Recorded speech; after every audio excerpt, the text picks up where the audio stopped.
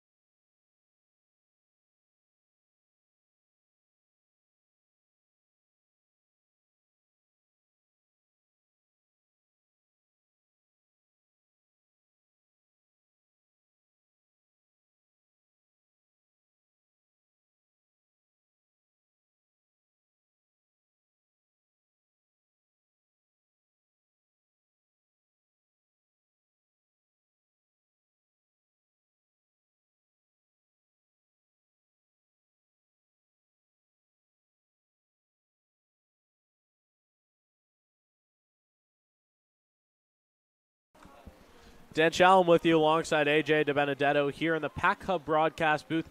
Stallions looking for their first hit of the ball game here in the bottom of the second with Jarrett May coming to bat. Total domination so far from the Stallions defense and the pitcher, Mason Compton, retiring the first 7 batters, putting no stress on the Stallions so far in 2.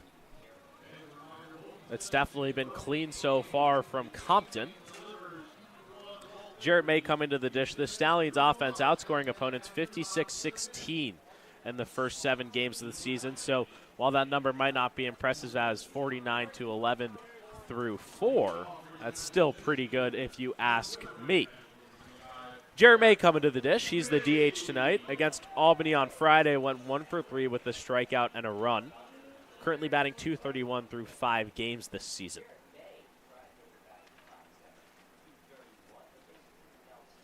Here's Nelson's first pitch at the bottom of the second. It's in there for a strike, and it's 0-1.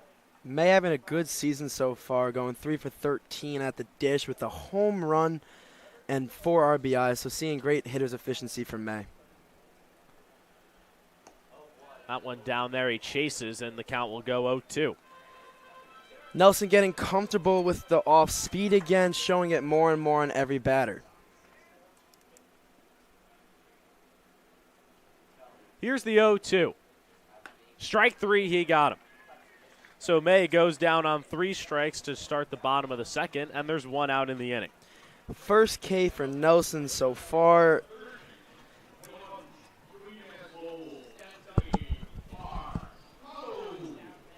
Anthony Marcano coming to the dish. Marcano went 0 for 3 against Utica last night.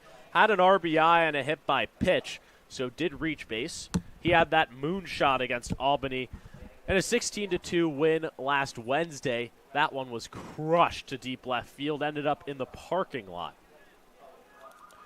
Looking to find some more of that success here tonight.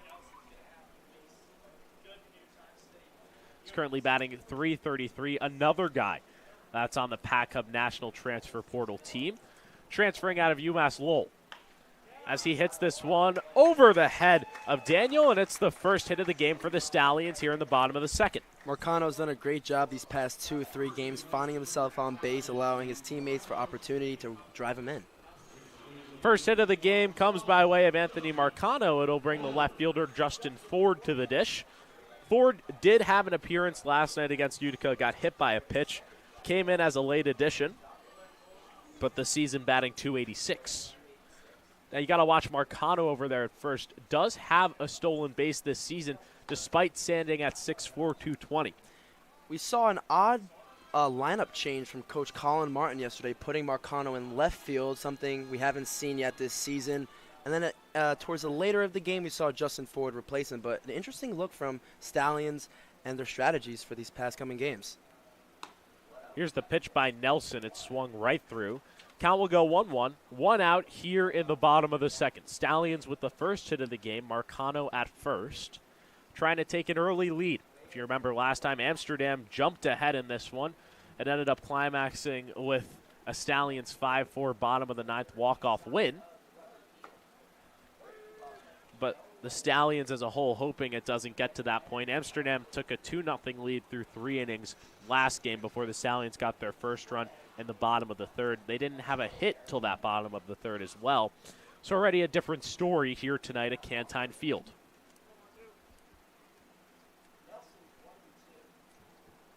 Here's Nelson's 1-2. It's in the dirt, gets away.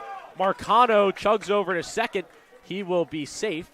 And a wild pitch there from Nelson allows the Stallions to get a runner in scoring position here with 1 out in the inning. Saw Latterhoff lose his balance a little there. Marcano hesitating. Just an odd play from both offense and defense there. I think a little miscommunication from both sides. So now a ball to the outfield, and the Stallions could take a 1-0 lead here in the bottom of the second. Here's the 2-2. That one is poked into the outfield. Marcano gets a late jump. He will be held at third. But now runners at first and third, 1 out here in the bottom of the second for Saugerties. What a great job by Justin Ford, just finding the hole, sitting back, and just allowing Marcano to advance to the next base, adding even himself on base now too. That's back-to-back hits, and that's more hits than the Stallions recorded against Nelson all game long last time here at Cantine Field. Definitely finding their way against Nelson, like we said. Seeing him multiple times, you get a better idea of what he's going to throw, the counts he likes, and the pitches he prefers to use in those counts. Mike Cuello at the dish, went 1 for 4 last night in Utica. This one's tasered over to the left side. They'll try and turn 2. There's one over to first, and the Mohawks escape the jam.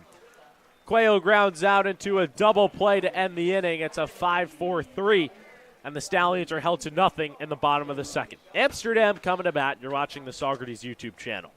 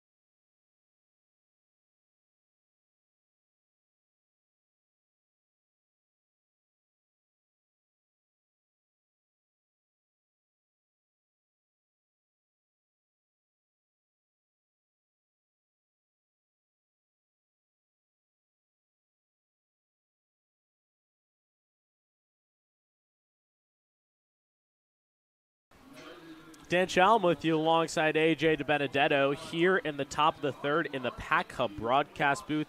AJ, Stallions with a great chance to get a run on the board there in the bottom of the second, but couldn't get it done. Couldn't get it done, but definitely a positive outlook on the ball getting poked around the field. Better than what we saw last game against Drew Nelson, putting up dominant numbers. But the second time around, Stallions getting the better end of it, finding a way to get on base. Definitely a missed opportunity. Runners at first and third with 1 out in the inning. Cuello grounding into a 5-4-3 double play to end that bottom of the second. But still a promising start overall, and a promising start from Mason Compton in his first appearance for the Stallions here today. Compton so far just with 1 walk in this game, 2 strikeouts. Hasn't allowed a hit. And he'll face Liam Wilson, the right fielder. It's his first game. He's the Wake Forest product. And his first at-bat pokes it to right field. Welcome to the PGCBL, Liam Wilson.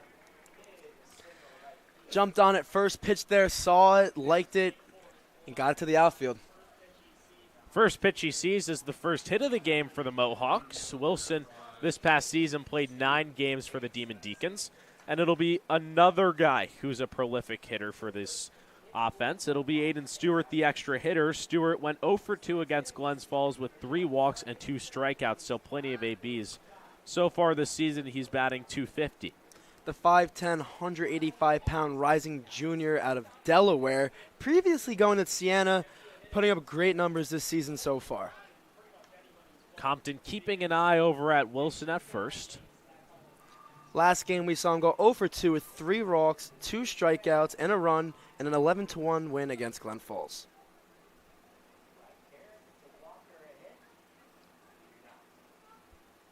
Wilson goes. The throw down by Blackmore. He's got him. What a throw by Blackmore there. Had the idea he was going, did not hesitate, got up, and shot it to second. A great defensive assist there from Josh Blackmore, and now there's 1 out in the inning.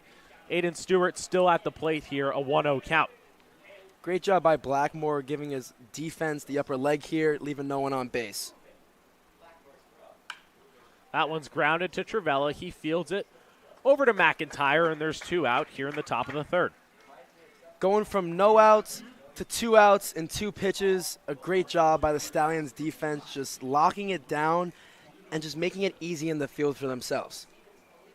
Steven Spolita, another debut here for the Amsterdam Mohawks. This is a guy you got to watch out for, another Mississippi State product.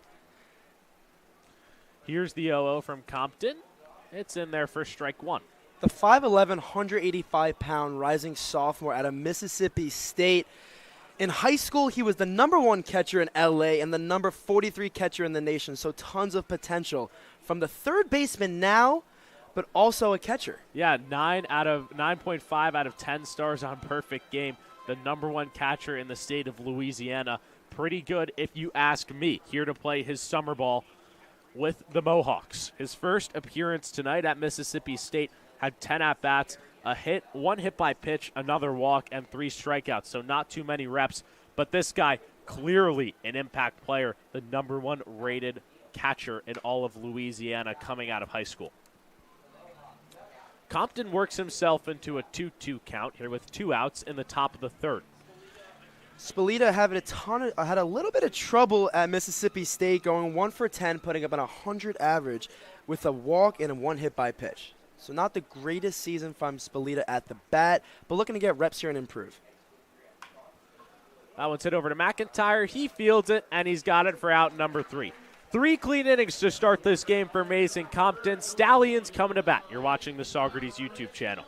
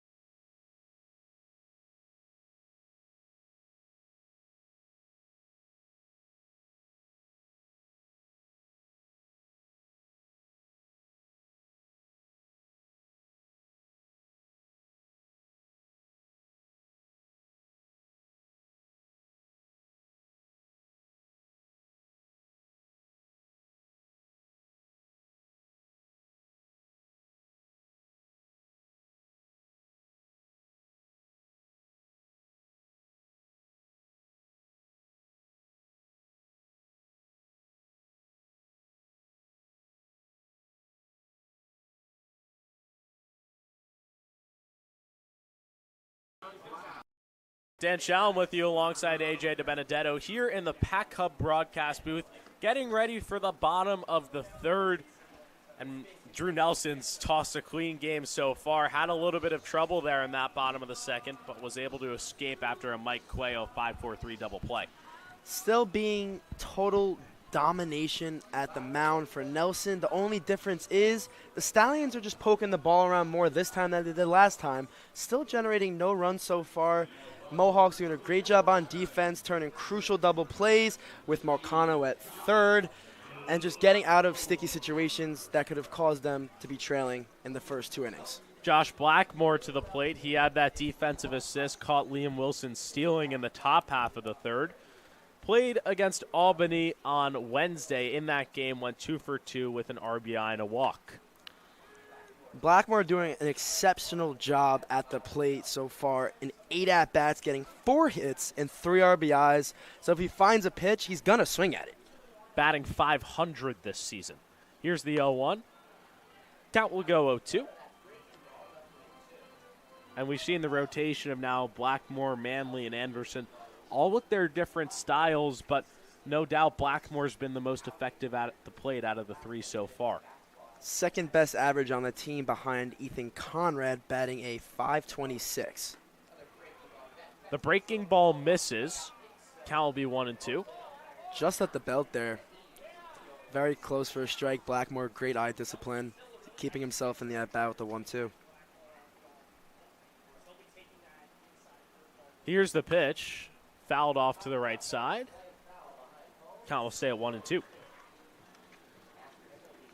And AJ, a big trend we've seen these past few games has been runners left on base for the Stallions. Had 5 against Utica, 8 against Albany, and then the worst number out of all of them, they had 12 against Glens Falls the other day. So far already in this game, they have 3. So a lot more runs that could be getting scored than are actually being scored. Definitely a lot more runs that could be scored, but it's baseball, a game of poking and finding a way to get on base. You know, having 9 defenders out there, it's not the easiest to get on base here with great college players out there that make minimal errors. So from a 0-2 count, Josh Blackmore's worked himself into a full count. Second one of the game. Here's the payoff pitch from Nelson. That one's hit out to left field. Williams has got it for out number 1.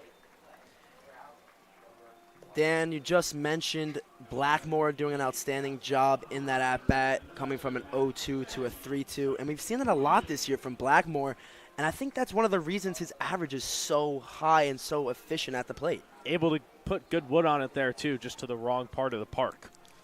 So with 1 out in the inning, it'll be the extra hitter, Ben Williams' turn at the plate. Played on Friday, went 1 for 2. Going 1 for 2 with the most crucial at-bat of the game, putting up a 2-run RBI single to get the lead. Played the hero in that one against Albany. He was our player of the game on Friday, a complete reversal of when the Stallions played Albany on Wednesday as he fouls this one off to the right side.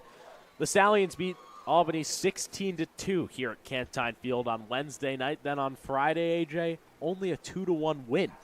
So polar opposite games. A completely different game on the mound, though, as we saw a different level of pitchers, ones that the Stallion can get right away and ones the Stallions had tons of trouble, facing right away. Popped up on the infield. DeYoun's got it, and there's 2 outs here in the bottom of the 3rd.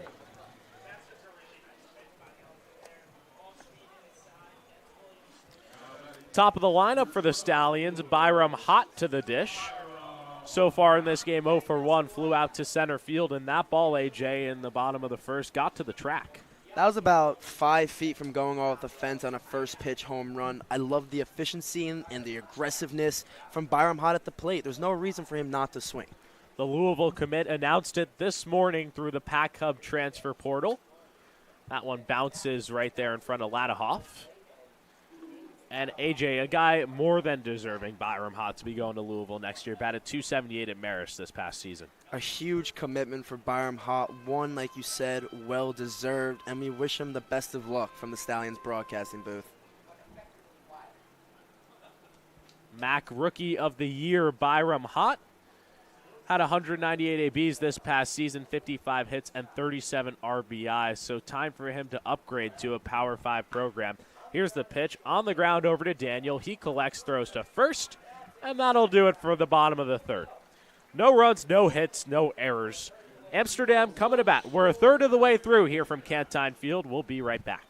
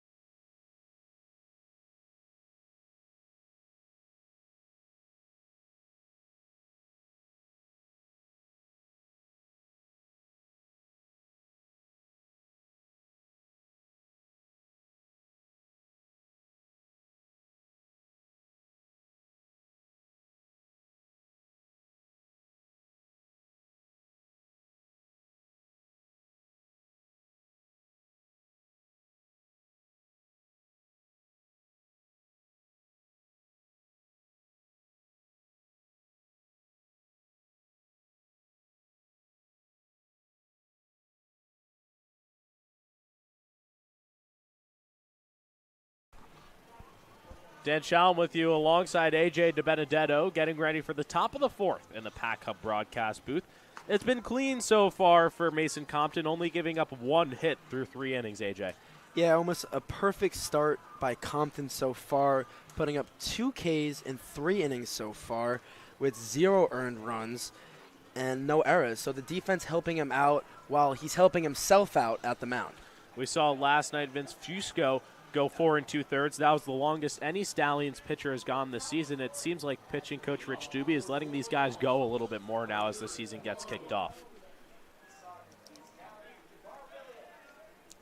Back to the top of the lineup, Javar Williams at the dish. Grounded out to second in his first at-bat. Compton's first pitch is low, 1-0. Javar Williams, the top outfielder in Mass. Out of Tabor Academy, the class of 2023, a super fast guy. 6'4", 60-yard dash, and a left-handed hitter that would be a major contributor to the Deeks throughout his career. Yeah, and he just got plugged right there. First hit by pitch, of the game for Compton. Third base runner of the game for the Mohawks, and they've got a man on here with nobody out in the top of the fourth. That pitch there just got inside on Williams, couldn't get out of the way. It'll bring up Pete Daniel, the shortstop, grounded out to short in his first appearance. And Williams has got some speed over there. 5 stolen bases this past season at Wake Forest. Taylor made double play. Hot to Travella, over to McIntyre. That one's over. Gets past. Stallions will get the lead runner, but Daniel will reach on the error by Travella. Almost an amazing play from Hot to Travella to McIntyre, but we saw it yesterday too. You had time. Stop, get in position and throw. We saw yesterday a little bit of fanciness between the shortstop and second base. No fanciness here, but just take your time. You had time there. You had him by 3 steps, 4 steps. Set your feet and throw it. No doubt about it, AJ. Now that's the 7th error in the past 4 games for the Stallions. They had 2 each in the past 3 games, first one here tonight. Compton will settle in against Jackson Natilli, who also grounded to short in the first inning. Daniel this season, 5 stolen bases, so definitely a speed threat over there at first. We saw a great job by Jackson Natilli in his 2024 college season, starting in 44 starts out of 47 appearances, putting up a .230 average with 5 home runs and 18 RBIs. Not the greatest season, but an efficient season to say the least. It was his freshman year at Rutgers. For a guy to get that much playing time at a Power 5, I don't care what you bat. That experience is going to pay dividends down the line. Daniel gets his lead off of first, reached on the E4. Here's the pitch by Compton. Daniel got a bad jump. Blackmore over to second. The throw is high, and he is safe.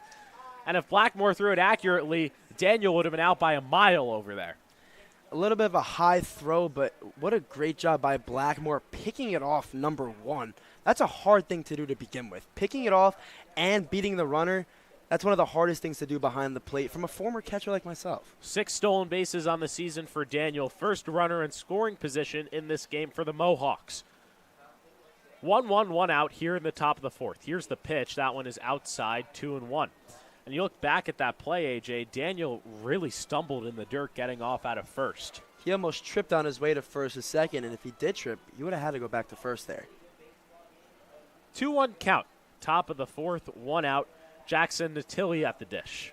Here's Compton's 2-1. That one misses. Count will go to 3-1. Natilli this season, 6 RBIs. Looking for number 7 right here. Natilli having great success with man on second or third, like you just said. And with 3 doubles, he's accustomed to putting the ball in the gap, and a ball in the gap would make this game 1-0 here. Compton's 3-1. That's in there for a strike. The count will go full. Great job by Compton. We keep on mentioning it, keeping himself in the at-bat. When he goes down 3-1, 3-0, he's always finding himself back into a full count, and then most of the time getting him out. 3-2 count to Natilli.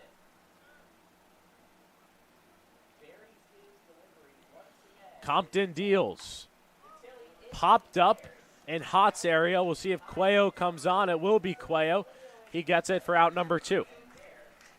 Going from the 3-1 to the 3-2 to the second out of the inning.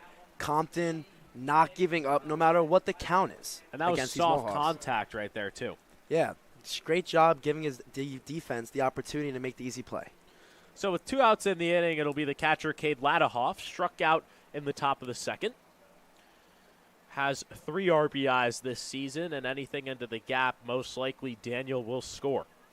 Another guy with 3 doubles on the season, another guy accustomed to the gap, and like you just said, the gap makes this game 1-0. Or really, for that matter, any ball to the outfield.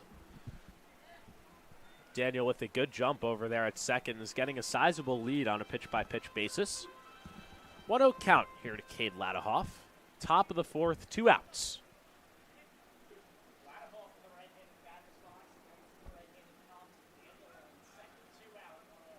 Compton wants to check over there on Daniel.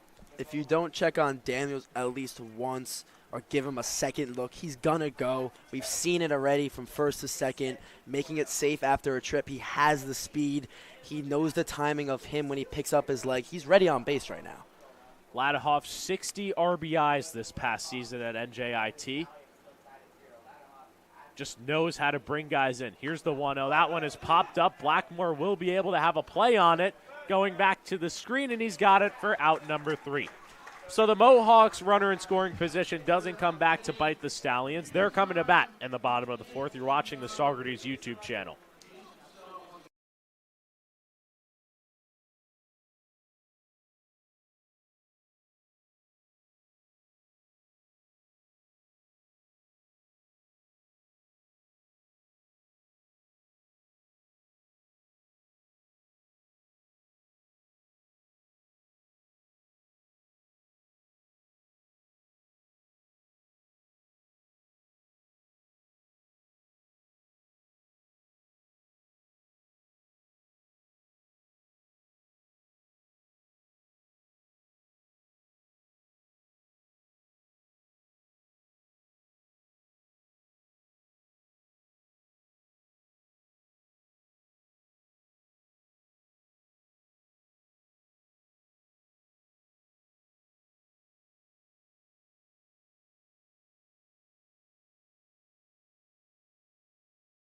Alongside AJ DiBenedetto here in the Pack Hub broadcast booth. Bottom of the 4th. Drew Nelson still out there, the starting pitcher for Amsterdam. Went 4 innings against the Stallions last week here at Cantine Field with 7 strikeouts and just to hit a very different line here tonight, AJ. Amsterdam looking to get their revenge against last week's loss. Keeping Drew Nelson in might be the manager's decision as you're seeing not tons of trouble, but trouble at the bat. It's not as clean as last week. Definitely not as clean as last week, which is improvement for the Stallions, but definitely a troublesome man on the mound right now. Even though he might not have 7 strikeouts and only 1, still being just as nearly effective in this game. Mario Trivella, one of the guys that has figured him out, though, in this game, had a walk there in that bottom of the 1st and ended up stealing second to get the Stallions' first runner in scoring position. Here's the pitch from Nelson. It's upstairs, 1-0. Trivella finding himself on base, stealing the base as the second person in the lineup. That's the job. Get on base, find a way, and let Ethan Conrad, your 3rd batter, get you in. Conrad didn't come through last at-bat. He's on deck, flew out over to 3rd base in that bottom of the 1st.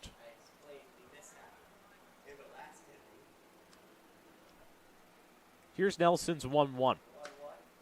Swung right through there by Trivella. Count will go 1-2. As we see, no one in the bullpen so far for the Mohawks. It doesn't look like Amsterdam plans on taking Nelson out anytime soon. Yeah, they really do want to win this game. Our friends over in Amsterdam told us before the game they interviewed their head coach and said he admitted to not managing their pitchers well last game in the walk-off win that Saugerties had on Sunday night and promised it would be different here tonight, and it already is different. Definitely different, but going back to last week, That decision was very odd, putting up 7 Ks in 4 innings, just to go 1 more inning and 3 more outs to secure a win. High pop-up out to right center field. O'Brien under it. He's got it for out number 1. Looks like he almost lost it there in the clouds and the light, but just got under it to get the first out. Ethan Conrad to the plate, the leader coming into this game for average in the PGCBL. And not to say that their offense has been dormant without him, but it's definitely been not the same. As a Stallions team, you're not used to Conrad batting not 3 in the lineup. Didn't see it these past 2 games, but is here today looking to make an impact and get the Stallions started right now. Off speed is in there for strike 1. Conrad, another guy that's being recruited in the Pac Hub National Transfer Portal. If you want to play on this Pac Hub National Transfer Portal team, go to Pac Hub's Twitter and sign up right now. You could be on the Saugerties Stallions, a team that is undefeated. This ball cannot be grabbed there on the left side by Spalita, so Conrad will stay in it in an 0-2 count. Giving him another chance to find what's wrong. Hitting a lot to the left side up in the air today. Just got to find his rhythm. Again, haven't played the last 2. Once he gets his rhythm, Conrad is the guy to not get off the pedal and just continue what he's found wrong. We saw Conrad in that 16-2 win. Did have the home run, right? But after that, grounded out to first multiple times, now pulling the ball the complete other way. Here's the 0-2 from Nelson. They will say that Conrad held up. Count will go 1-2. Great job by Conrad recognizing the curveball. As a lefty-lefty matchup, it's obviously harder to recognize the curveball because it's coming into you. Ethan Conrad recognized that right away and didn't let the bat go ahead, giving him a chance to stay in the at-bat. 1-2 pitch, fouled straight back. Conrad has its scouts from UMiami and Wake Forest in the building to watch him play on Tuesday and Wednesday of this past week. Schools like Mississippi State, Auburn, a lot of those big SECs tuning into our stream to watch guys like Conrad play on this Pac-Up National Portal team. Here's the 1-2. Down low, count will go 2-2. Conrad doing a nice job right here, finding himself back into this count. Finding himself back in the count for sure, as we saw him going 10 for 19 to start the season, leading the PGCBL in average. A man that does not go down on strikes, or at least tries his hardest, giving the pitcher the most trouble. Here's the pitch. Did he hold up? They're going to say yes, so the count will go full. So from 0-2 to 3-2, Conrad right back in it. That's Drew Nelson's 3rd full count of the game. Stallions bats giving him trouble, not giving up as easy as they did last time, as we see him only having 1 strikeout compared to 7. Lots of plate discipline here tonight from the Stallions. The full count fouled off, and we'll do it one more time.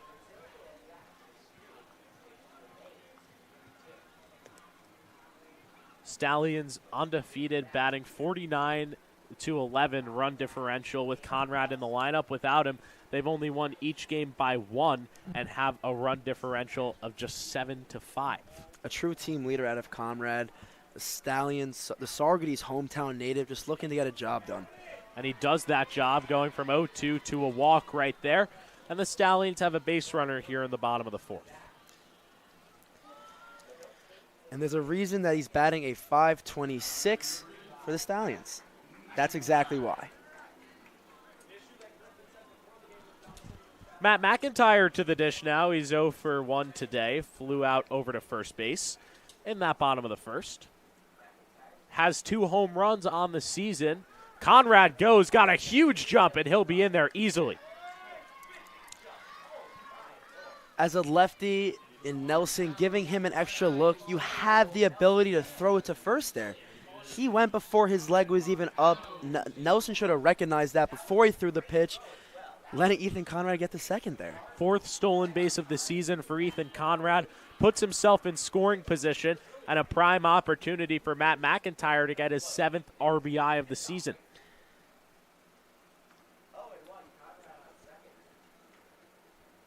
Stallions' 3rd runner in scoring position this game. Here's the 0-1 from Nelson.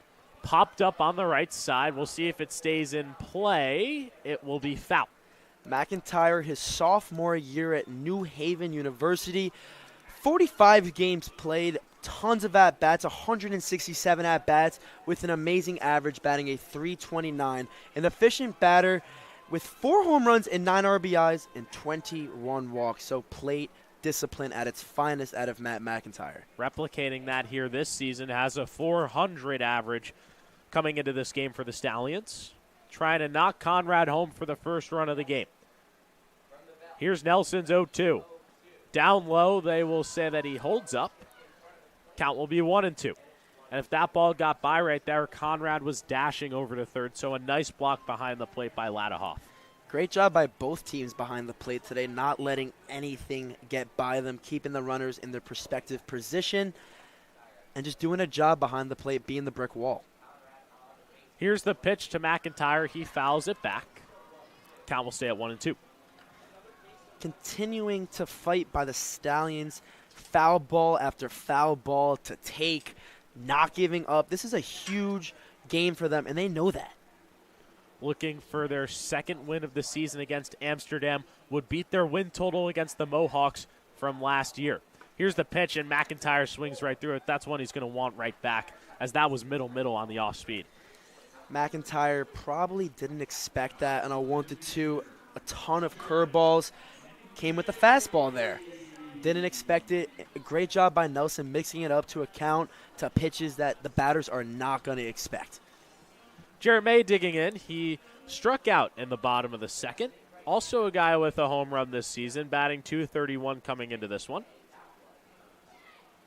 2 outs. Conrad at second here in the bottom of the fourth. Another highly contested game between the Stallions and the Mohawks. May went down on 3 pitches to Nelson in that bottom of the second and is down 0-1 here in the bottom of the fourth.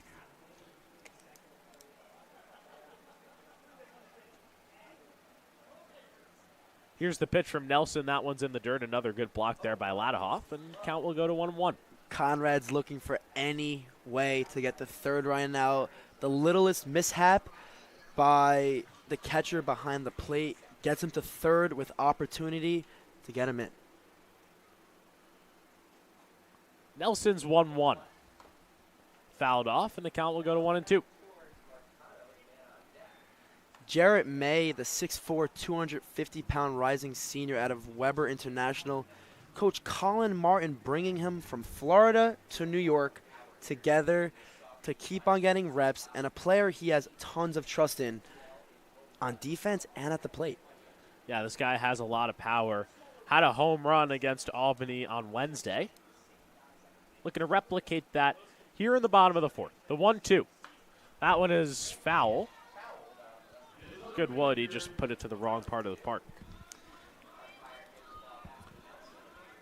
Nelson comes set for the third 1-2 pitch of this count. What do you think he goes with here, AJ? Off speed or the fastball? Fastball. So it's off speed pitch already this inning. Fouled off that off speed pitch already to the left side. That one there in the dirt. But once again, Ladahoff able to keep it close, giving Conrad no chance to get over to third. Conrad could have potentially went to third there, hesitated as Ladahoff had to go to his right to regain the ball and would have had to throw to third. It would have been a close one. Ladahoff doing a really good job in this inning of blocking that plate, making sure that nothing gets by him and limiting Conrad over at second. Here's the 2-2. Fouled straight back, and we'll do it one more time.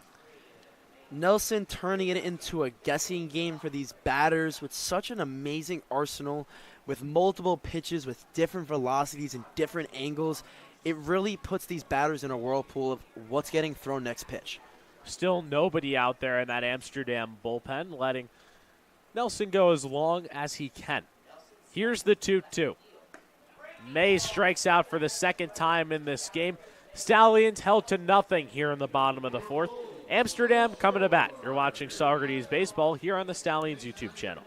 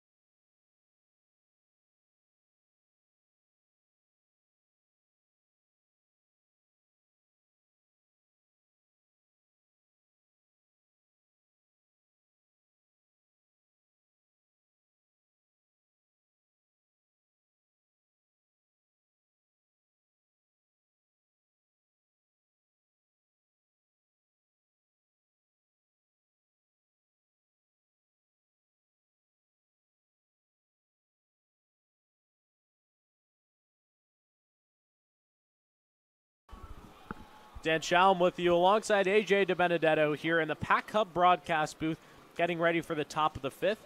And AJ, a new pitcher on the mound for the Stallions.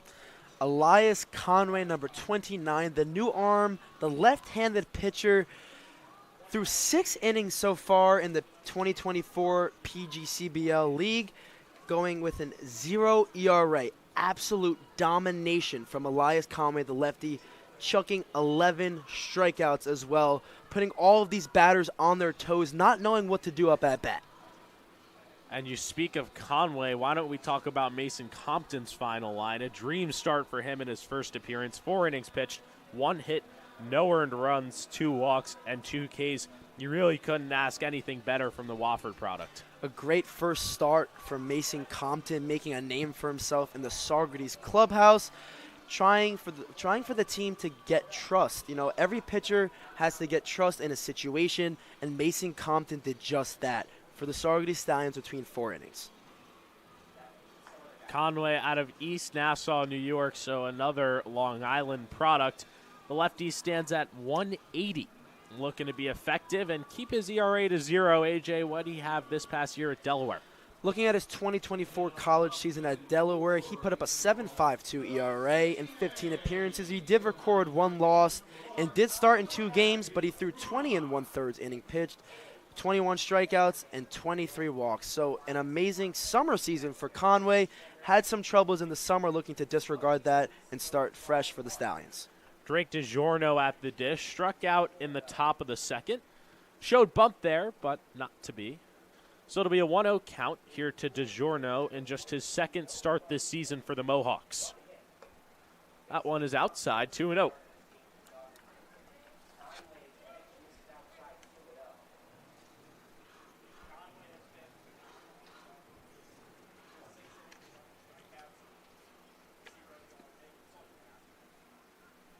Here's Conway's 2-0.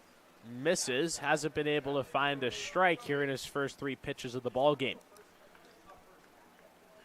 We've only seen 3 walks this season so far from Elias Conway. This is an at-bat where he has to fight back, not letting the leadoff batter get on base, That one misses. It seemed like it almost hit the zone, but a 4-pitch walk to start Elias Conway's day, and the Mohawks have a runner on here with nobody out in the top of the 5th. An unusual batter or even outing for Conway to start off, going 4 balls, 0 strikes, uncharacteristic by Elias Conway. But right now a double play would fix all that. Certainly would. In this game, the Stallions have not been able to turn one. Almost did, but then an error by Trivella prevented that in the top of the 4th. That one almost was there, but a hit through the middle there for Jimmy Dion, and the Amsterdam Mohawks are in business here. First and second, nobody out in the top of the 5th.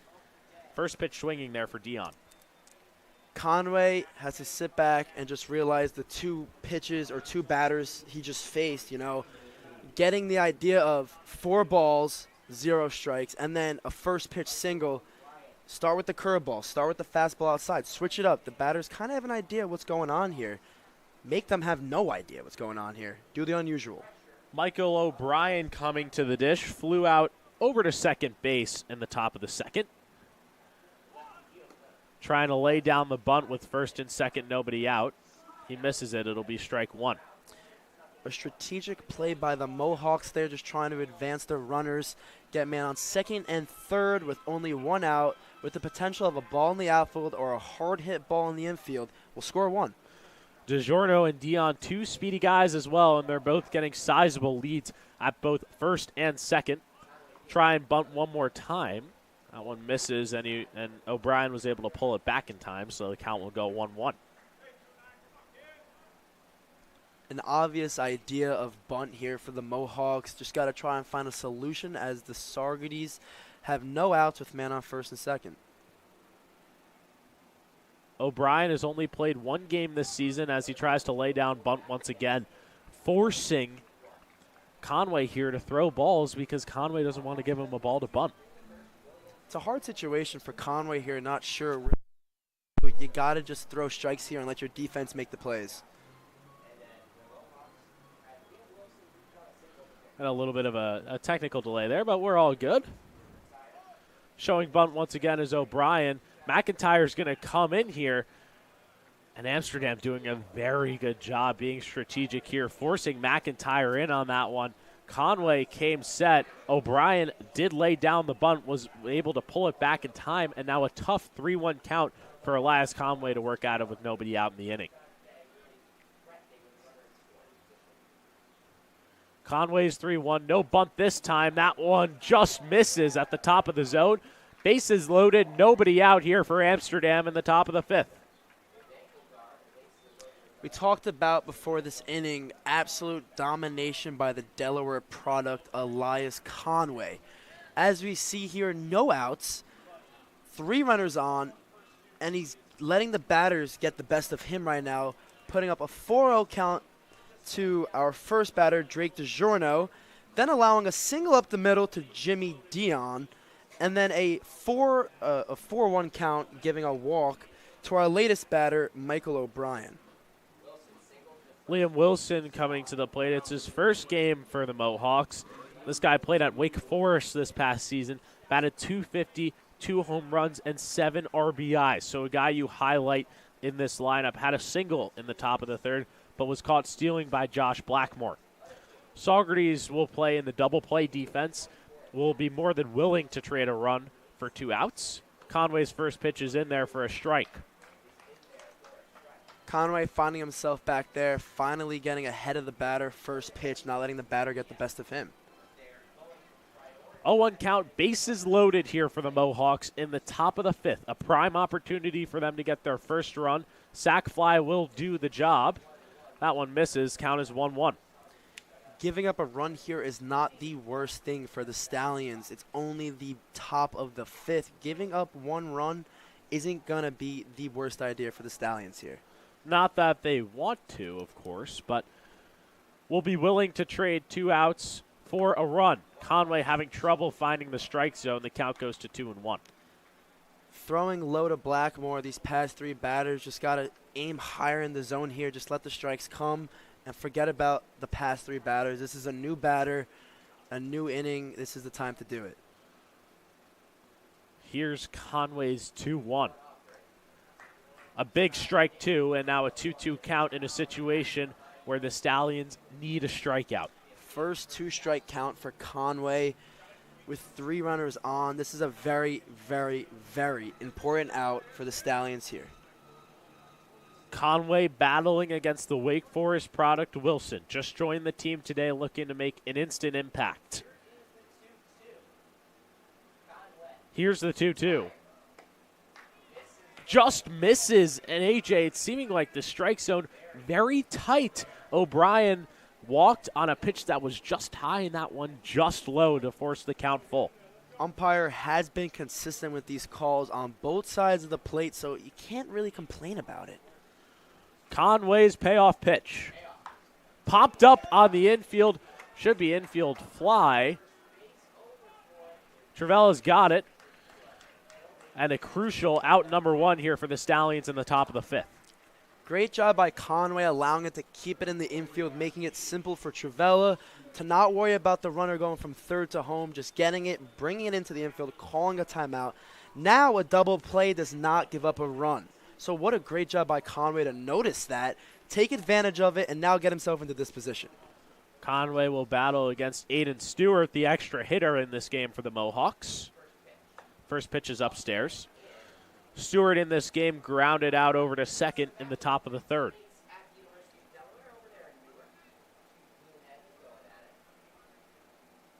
Aiden Stewart, a teammate of Elias Conway. 2 Delaware products battling it out here in the PGCBL. That one's in there for a strike. Last game we talked about Aiden Stewart having 3 walks. Total plate discipline. He can decipher between a ball and a strike, and especially can decipher the pitches coming from a former teammate, one that he probably faces a lot throughout the season. A former teammate, AJ, a current teammate. Current teammate. I apologize. All good. Don't worry about it. But current teammates battling it out here in Saugerties.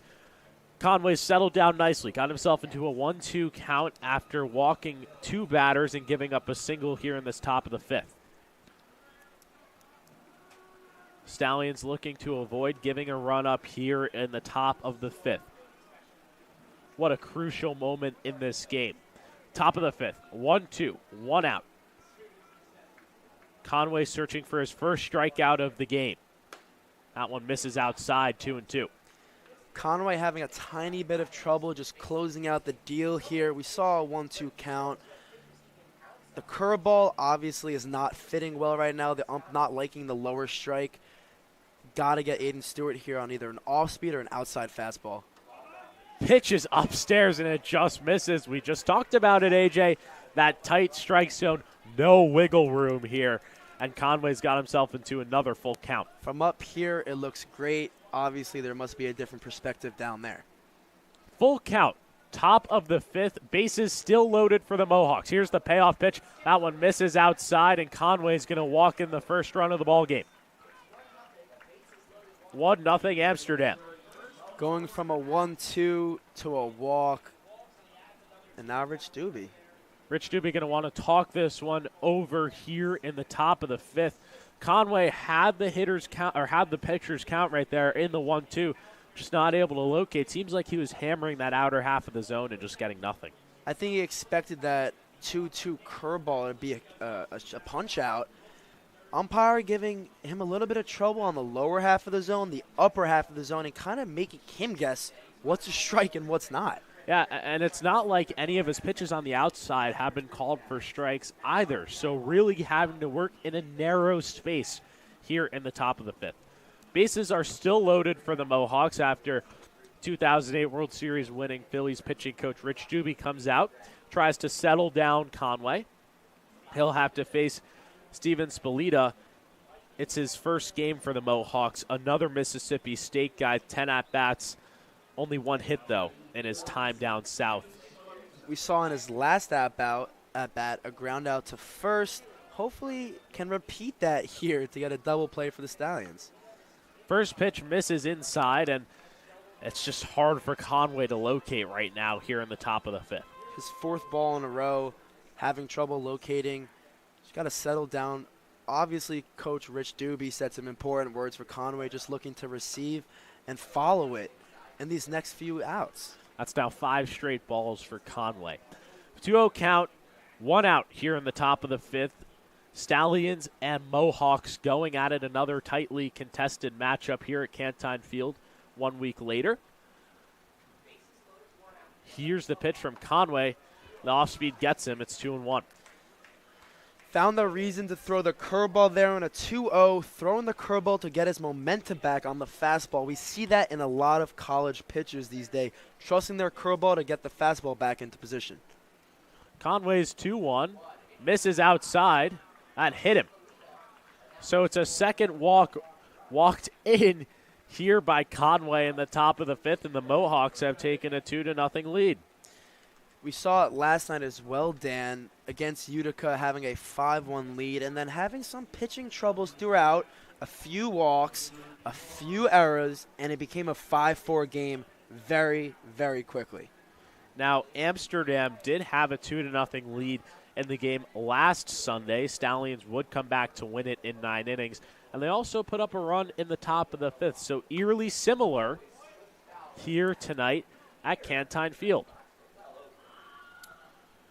Top of the lineup for the Mohawks, it's Javar Williams. Got hit by a pitch in the top of the 4th, and I think he would be okay taking a hit by pitch here in the top of the 5th as well. Bases still loaded for the Mohawks, 1 out. Here's the 0-1. Outside and a throw down, and that seems like a blown call down there at first. McIntyre tagged him, and it seemed like it was a beautiful throw by Blackmore. But the Stallions getting no help from any of the umpires on the strike zone and out there on the diamond. From my exact position, Dan, that looked like a definite out. Got him at least a step before, but a hard view from the umpire in between first and second, standing there with McIntyre kind of blocking the view there. Blackmore doing a great job this game behind the plate, gunning a runner down at second, and then that beautiful throw down to first that just missed. Here's the 1-2 count. 1 out here in the top of the 5th. That one is upstairs. William lays off it. Williams, a very patient guy out of Wake Forest. He was one of the top recruits in the entire nation before coming up here to play summer ball in Amsterdam.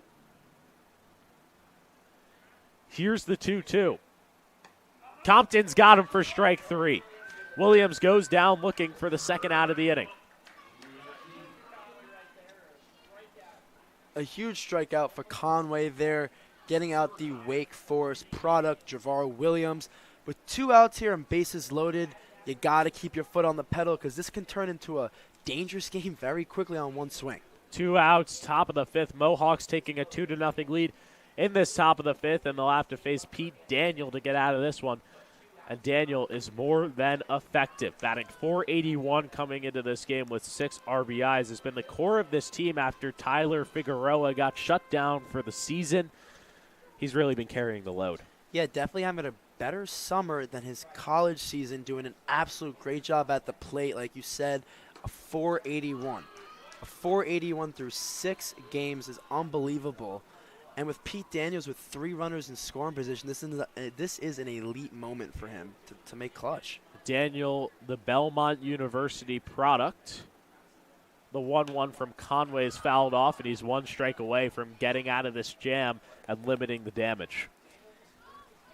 An uncharacteristic start or just relief by Elias Conway. Like we said, a 0-0 ERA coming into this game. But no pitcher can hold a 0-0 ERA throughout, and that happened today. Here's the 1-2 to Daniel. Fouled off to the right side. Count will stay at 1-2. Daniel late on that fastball, pulling it over to the right side. Definitely didn't expect the fastball on a 1-2 lefty-righty matchup, and Conway so efficient with that curveball, using it on 3-2 counts. 1-2, Conway hoping to get himself out of the jam. Here's the pitch. Outside, it'll be 2-2.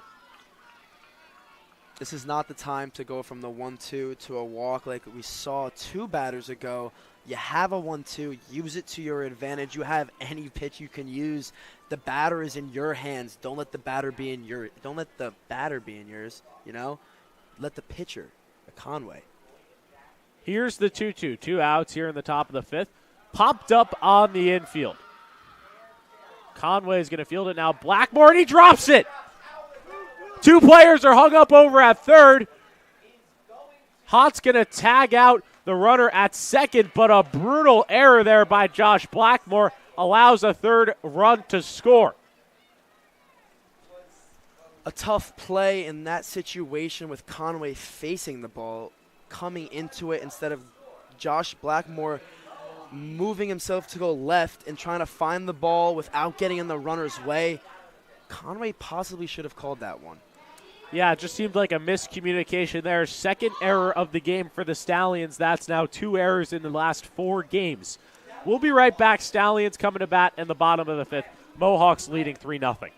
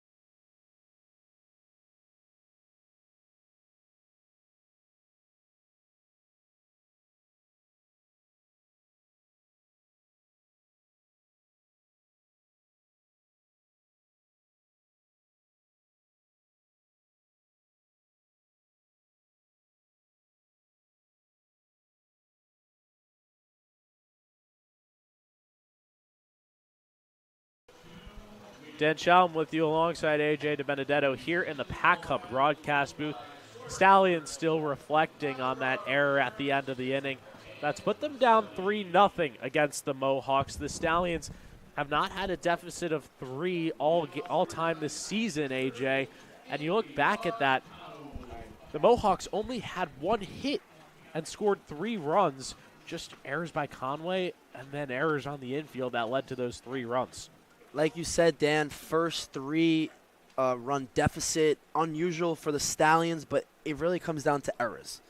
Like you just said, the double play, error, Conway having trouble finding the pitch, finding the zone, and the umpire giving him not a ton of leeway, hard to adjust as a pitcher in that moment. So the Stallions now at risk of losing their first game of the season. It's their best start ever in PGCBL history, but it could be at risk here tonight with a 3-0 deficit here against Amsterdam. The Stallions only 2 hits in this game. Third baseman Anthony Marcano looking to change that, but he's down 0-2. Drew Nelson is still out there, AJ, for his 5th inning of work, but some activity down there in the Mohawks bullpen. The longest outing the Stallions have seen this entire season, 5 innings.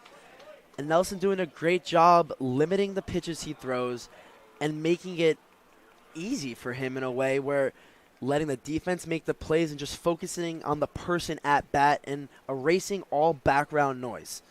We talked about elite plate discipline, AJ. And it seems like here the Stallions have kind of lost that in that last few innings. There hasn't been very many strikes dealt by Nelson, but the Stallions chasing. This one's popped up into center field. O'Brien comes in. He's got it for out number 1. May just doing a great job giving pop-ups, fly-outs, not a ton of hard-hit balls where the Mohawks have to move left or right in a fast way where there could be an error. It's just been there for them. Justin Ford now to the dish. Stallions searching for their first hit in this game since the 2nd inning where they had back-to-back singles.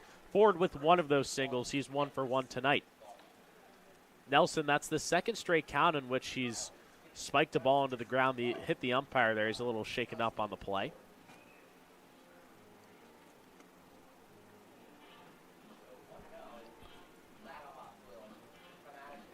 Ladhoff will give it back to Nelson. Just give the umpire a second here to readjust. Ford at the plate, trying to get the Stallions their first base runner since the bottom of the 4th.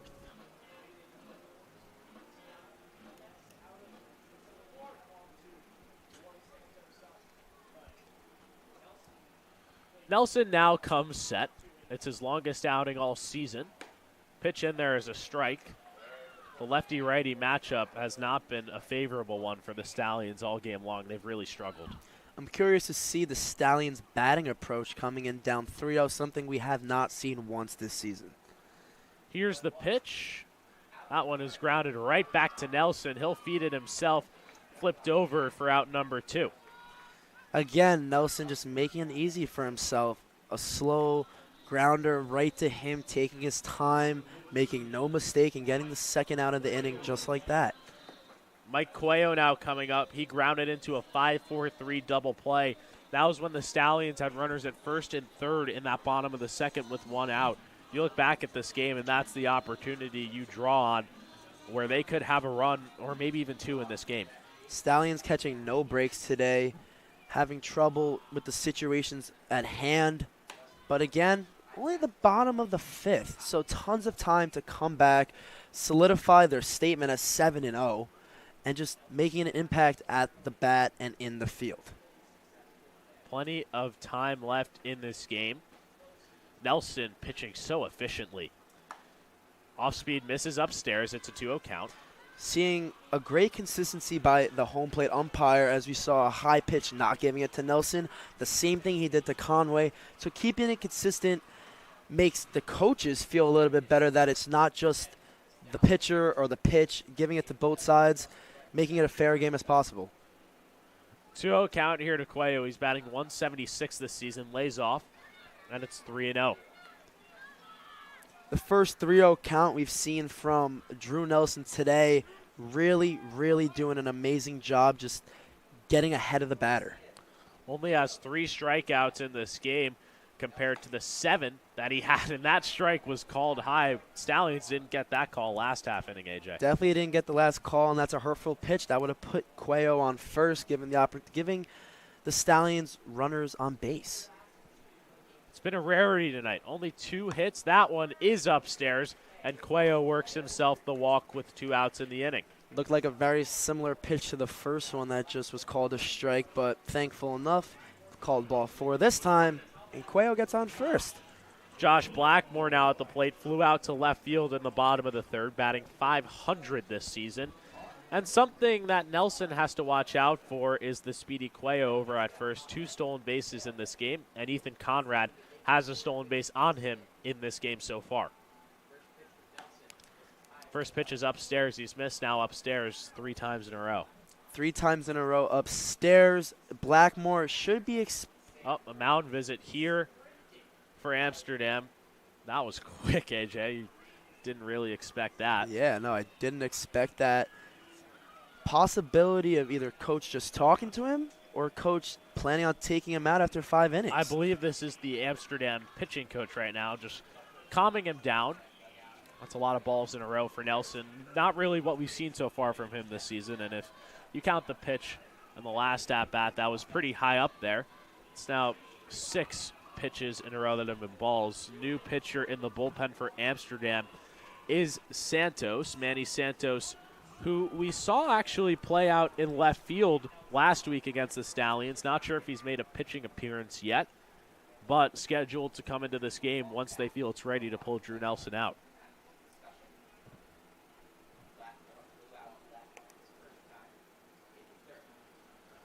Nelson will try and work himself out of this inning. Cuello's sitting at first. Mohawks leading 3-0 here in the bottom of the 5th.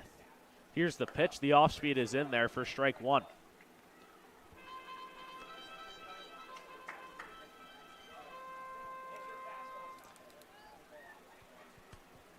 Off-speed was in there for a strike. We'll see what Nelson goes to here. Cuello dashes. Blackmore swings through it. Cuello's going to get over there, and it's the second stolen base of the game for the Stallions. Or third stolen base. Third, yeah. Cuello expected that curveball, leaned back to first. As soon as he didn't look, he went. He knew a curveball was coming in. That was a way to get his fastball back on the track. So now a ball to the outfield will get the Stallions their first run of the game. Blackmore just trying to do a job out there, but has to fight here in a 1-2 count. Here's Nelson's 1-2. Popped up right over to Daniel. He hovers under it. No worries. He's got it for out number 3. So the 4th runner in scoring position in this game for the Stallions, not able to come home. Amsterdam coming to bat in the top of the 6th. You're watching Saugerties Baseball here on the Stallions YouTube channel.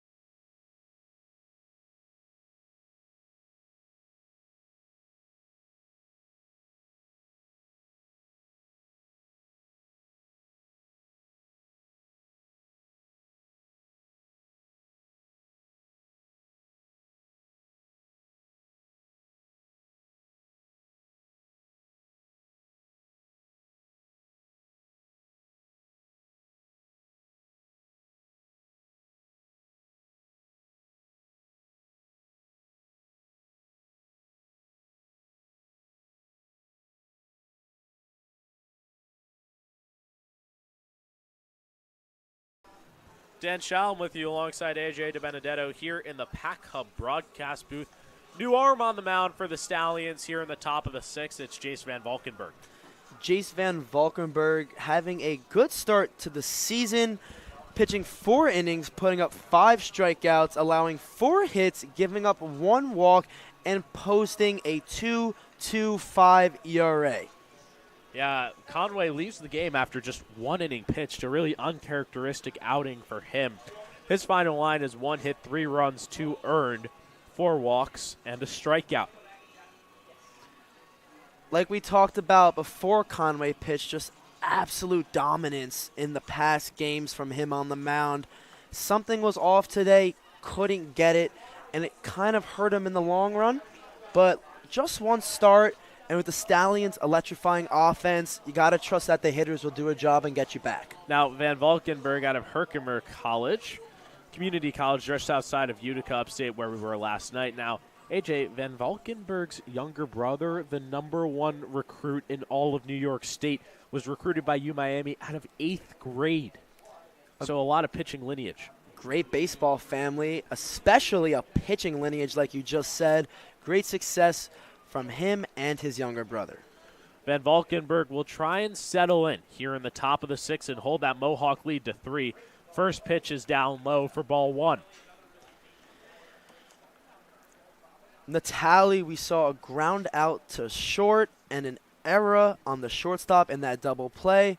So not tons of hits for Natalia this game, but getting himself on base and poking the ball around the field has been a strength for Jackson Natalia this season. Yeah, Natalia, like you mentioned, batting .368 coming into this game.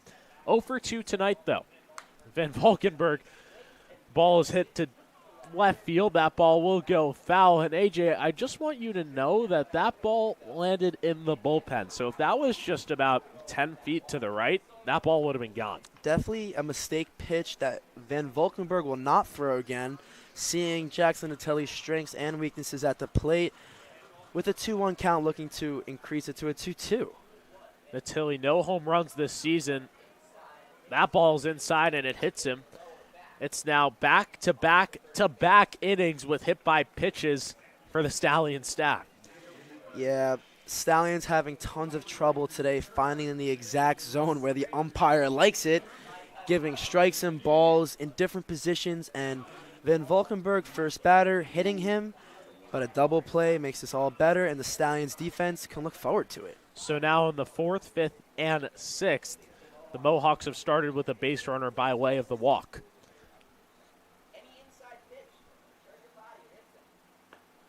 Van Valkenburg deals his first strike of the day. It's 0-1. Taking a look at Van Valkenburg's arsenal, a fastball going from 81 to 83, a splitter going from 72 to 74, and a dominant slider coming in from 70 to 72. So definitely a pitcher that can keep his batters off balance. Here's the 0-1. That one just misses for a strike. I guess it barely missed the top of the zone there. Super tight strike zone tonight from the umpire behind the dish. Count is 1-1. Pickoff play, and Van Valkenburg almost got Natalia there. He was leaning off. McIntyre, I just want to bring up, doing an excellent job at first base, being a brick wall, acting as the catcher at first, not letting anything go behind him, putting his body at risk to just getting out. That one there, the same exact spot is called for a strike. Talked about consistency, not so consistent there, though. 1-2 count, nobody out, top of the 6th. Mohawks leading by 3 here from Cantine Field. Van Valkenburg just steps off. Wants to keep a close eye on Natalia. He has 3 stolen bases this season.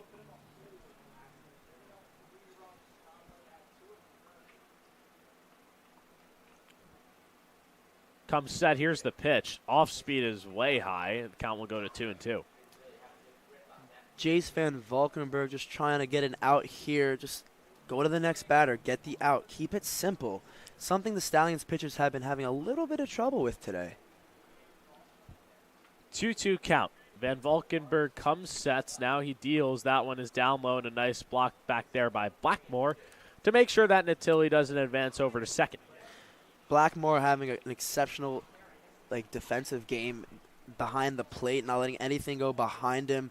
Stolen bases, there's nothing you could do about that. It's a game of stealing, but at the end of the day, Blackmore behind the plate showing pure improvement. Right there, Natalia was off before Van Valkenburg even got set.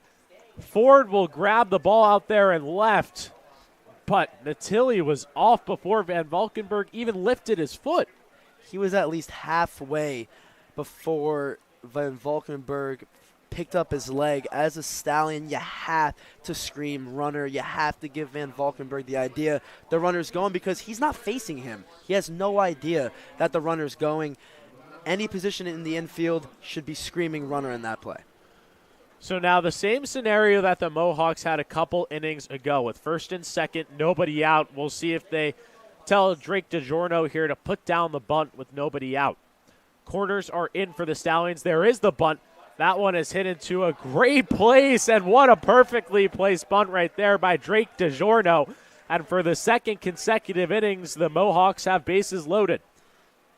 The Mohawks having a completely different strategy coming into this game, Dan. Like we said, a 5-4 loss 7 days ago to the Saugerties Stallions.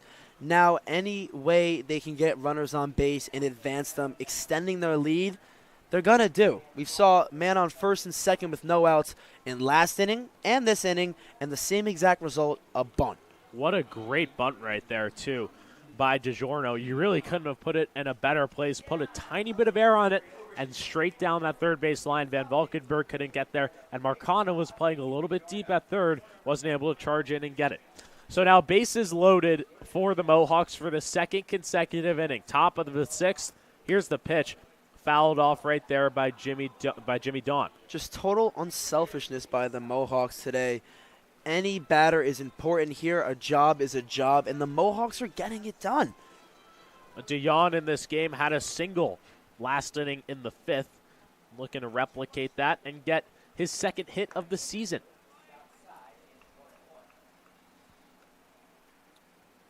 DeYon just joining the team against Oneonta a couple days ago. Had a walk in that one so far here tonight. He's batting 1,000 with that single and the walk in the top of the second. 1-1 count. Van Valkenburg deals. That one just misses. And that one's 2-1. We're not hearing a lot of banter from the outside fans, meaning they must have saw something different on that pitch than we did. 2-1 count. Here's the pitch. That one is in there for a strike. 2-2. So Van Valkenburg 1 strike away from getting his first strikeout and first out of this top of the sixth. Crucial pitch right here.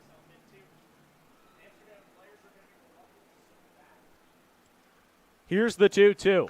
Off speed misses on the outside and another full count for the Stallion staff. Such an important pitch for Van Valkenburg here. You just got to get it in the zone and just let your defense make the play. Because if you don't, then you force another walk RBI. So far in this game, Amsterdam has 2 of those. The payoff pitch just in front of it there was DeYon, and the count will stay at 3-2. Van Valkenburg doing a great job just trusting the off-speed there. 3-2, trying to get Dion off speed, catch him off guard, just trying to get an out by out here. Still 3-0. Top of the sixth. Nobody out. A full count. Here's the pitch. That one is lined into right field. It's an RBI single. They're going to hold the runner at third. DeYon in his first game as a Mohawk is 2 for 2 and has his first RBI of the season. Great job by Dion making a name for himself for the Amsterdam Mohawks in just 2 at-bats. Getting a job done at the plate is all you can ask for. DeYon doing a great job there. The Mohawk lead is extended to 4, and there's still bases loaded with nobody out here in this top of the sixth. Ladahoff is at third, DiGiorno's at second, and now DeYon at first. Off-speed misses on the outside. And AJ, when the Stallions go back to review this game, as it's not looking too great right now, it's going to come back to the amount of walks in this game. It's been just an absurd amount by this staff today. Yeah, definitely an absurd amount of walks. And we've seen the pitchers dominate in the first 7 games of this season, which has been a huge factor in them going 7-0. Yeah, now they've sported a 1.98 ERA, best in the league. Yeah, there's a reason why it was a 1.98. And today we're seeing troubles with the pitchers, and troubles with the pitchers allowing them to possibly not be the reason, but be a factor in a 4-0 trailing right now. 7 walks in this game for the Stallion staff. You're simply just not going to win that way. Van Valkenburg comes set here, top of the sixth. Nobody out, bases loaded. Here's his pitch down low, and another nice block by Blackmore, but Van Valkenburg has got himself in another unfavorable count. Yeah, the batter is getting the best of the pitcher right now, and in this game, we're hoping it's the opposite. 2-0 count, top of the sixth. Here's the pitch from Van Valkenburg. There's a strike. 2-1. Dion just looking to kill that ball right there. I'm sorry, O'Brien. O'Brien stands in here for the 2-1. The Mississippi State product. They will say that he did not go around, and the count will go to 3-1. Nothing going the Stallions' way from the umpiring crew tonight. Not to say that's the reason why they're losing, because it's not, but getting nothing their way. Van Valkenburg trying to work out of a 3-1 count. Here's the pitch. Popped up, and the count will go full for the second time in this inning. He had a full count against Jimmy Dion, and Jimmy Dion hit an RBI single. Back-to-back batters in a 3-2. Van Valkenburg just having troublesome time getting the punch out.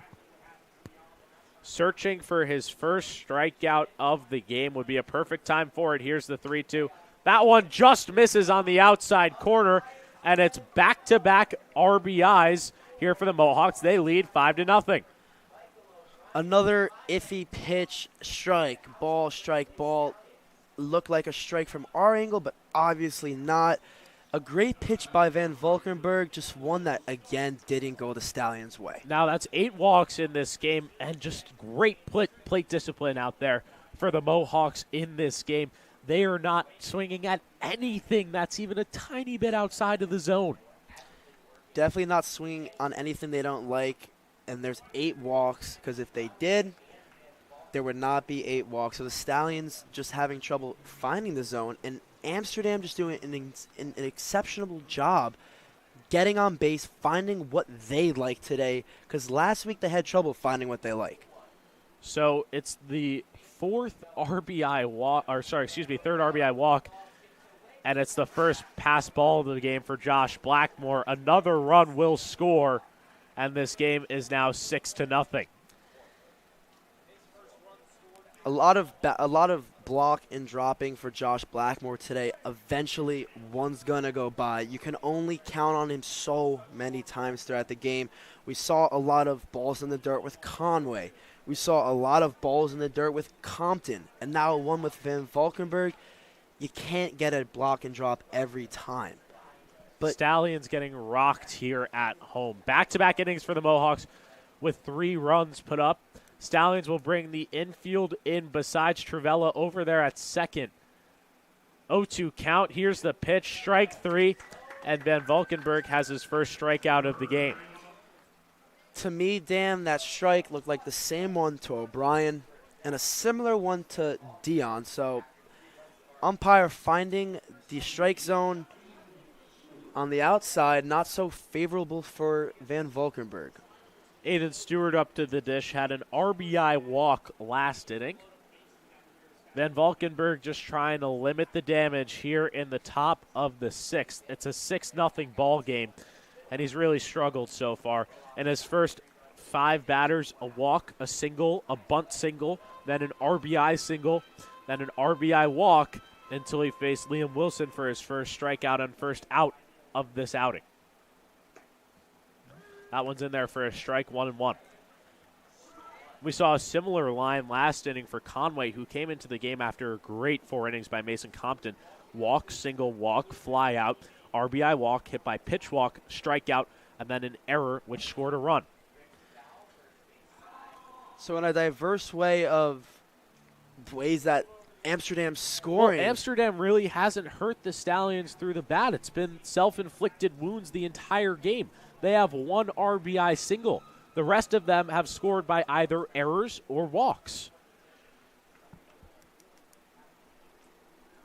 1-2 count. Here's Van Valkenburg's pitch. That one's strike 3. And AJ, that seems like the same strike that's just not getting called another at-bats. We said that last at-bat too, Dan. That's 2 strikeouts in a row now for Van Valkenburg.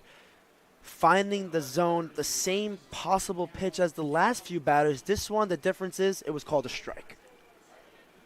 So a struggle for Van Valkenburg. He's given up 3 earned runs here in this top of the 6th, trying to work himself out of it.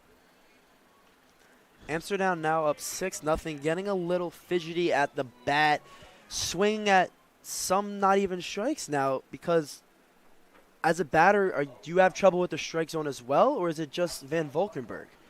Yeah, it's hard right now. It really has not been consistent on either side. Definitely messing up Van Valkenburg to a degree, but also messing up the Amsterdam hitters. Van Valkenburg has settled down here, has struck out back-to-back batters, and has a 1-1 count. This one's popped up to the left side. Cuello chugging over. He's got it for out number 3. The damage has been done. The Mohawks have a 6-0 lead as we head to the bottom of the 6th. Stallions coming to bat, hoping for something in the bottom half. We'll be right back.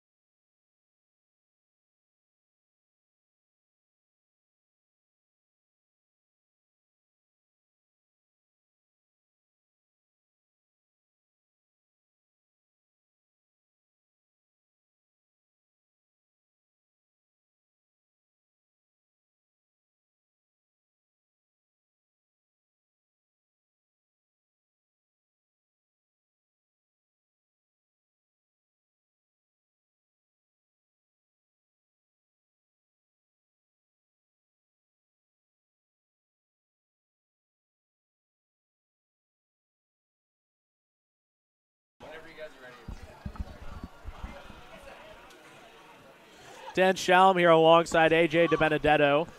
Heading to the bottom of the 6th, it's a new pitcher on the mound. It's Manny Santos here for the Amsterdam Mohawks. And maybe a sigh of relief to see that Drew Nelson is out of the game here for the Stallions. A sign of relief for sure. Last game 7 days ago, we saw number 17, Manny Santos, in left field. Now we see him on the mound, committed to Rhode Island on a PO basis, as Amsterdam has told us. But in left field last week, he made a double play, caught in left, and a throw it at home. That was a big game changer. And still a loss, but then had an error to third, allowing Ethan Conrad to come around third and score. Yeah, 2 runs scored on that one. It changed the whole complexion of the game for the Stallions. He's in here to pitch. It's his first appearance pitching his second appearance. He pitched 1 inning a couple days ago against Oneonta on Friday night at home. That was a 10-4 loss. And that one went 1-2-3 with the strikeout. This guy is more than effective. Definitely a different pitcher than Nelson. We see a righty now on the mound with great off speed, high velocity, but a different pitcher, as I repeat myself, than Drew Nelson, who had another dominant performance. Yeah, Drew Nelson's final line, that's 5 innings pitched, 2 hits, no earned runs, 3 walks, and 3 strikeouts, completely shutting down the Stallions. Nelson, excuse me, AJ, Nelson go ahead. Just living up to the SEC name right there, facing good competition and, being himself and just dominating, not allowing anyone to get the best of him. We see Ben Williams dig in at the dish. He's dealt a first pitch strike. Ben Williams, 1 for 2, played the hero against Albany on Friday night with that 2 RBI single in the bottom of the 7th. That was the only time the Stallions scored in that game en route to a 2-1 win. Looking for anything to kickstart this Stallions offense here in the bottom of the 6th, just to try and chip away. That one's in there for a strike, and Santos already harassing Ben Williams with the high velocity on the inside. Here's the 2-2. That one's outside. Count will go full. Great job by Ben Williams, first batter of the game, giving Manny Santos trouble. We didn't give Nelson much trouble, but it's time to give Manny Santos a trouble. That one's a base hit. The first batter that Santos faced is a single. Ben Williams is on here in the bottom of the 6th. A different pitcher, and all it takes is one batter for the Stallions to get on base. A different arsenal, different speed. And now top of the lineup, Byram Hott coming up. He had 2 RBIs last night, a double and a single. So a nice start here to the bottom of the 6th for the Stallions. Ben Williams over at first with the newly committed Byram Hott to Louisville coming up in this game, searching for his first hit. That one misses. Count his own 1-0.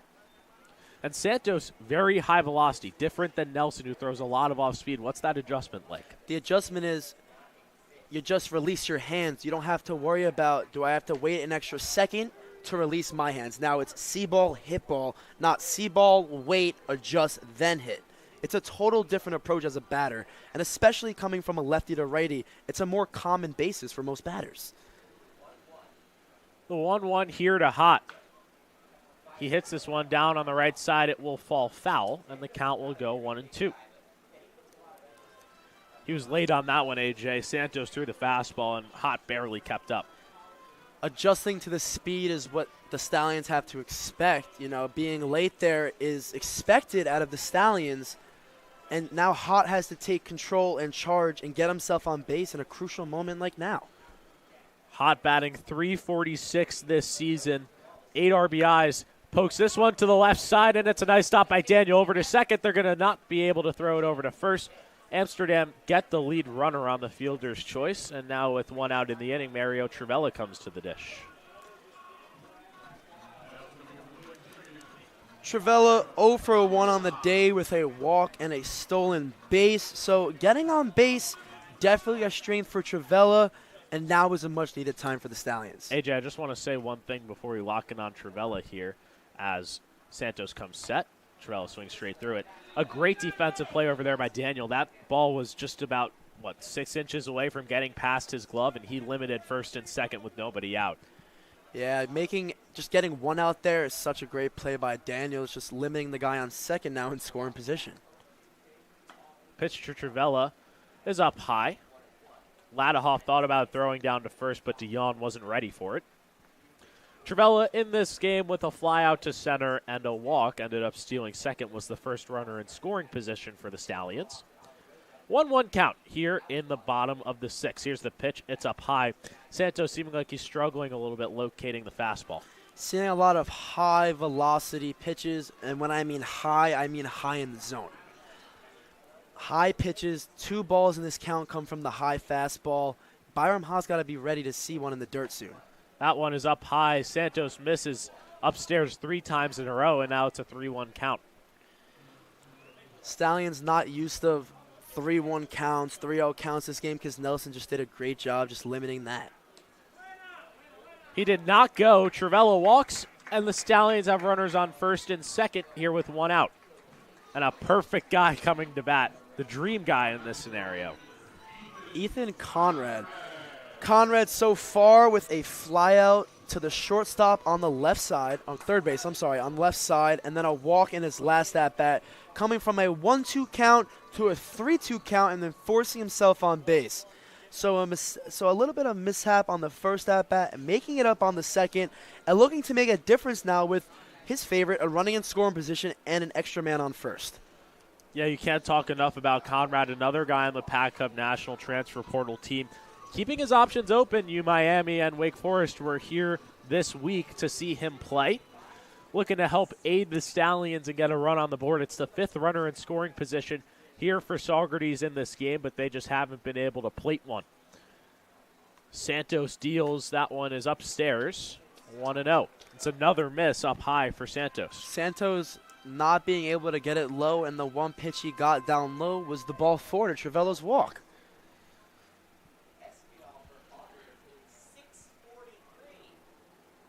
Conrad trying to help the Stallions here in the bottom of the 6th. It's a 1-0 count. Here's the pitch. That one is hit to the right side. It could be an opportunity for 2. There's 1. No play over at first. So another fielder's choice, but Hott gets over to third. Another fielder's choice again. Not a ton going the Stallions' way. Just all of that is being stopped by a great Amsterdam defense, putting up no errors through 6 now. Yeah, you're not wrong, AJ, and a nice play over there by DiGiorno. It was weak contact by Conrad, really didn't struggle with it. Able to get it for the second out of the inning, and now Matt McIntyre at the dish. He's 0 for 2 tonight. That one misses. Ball 1.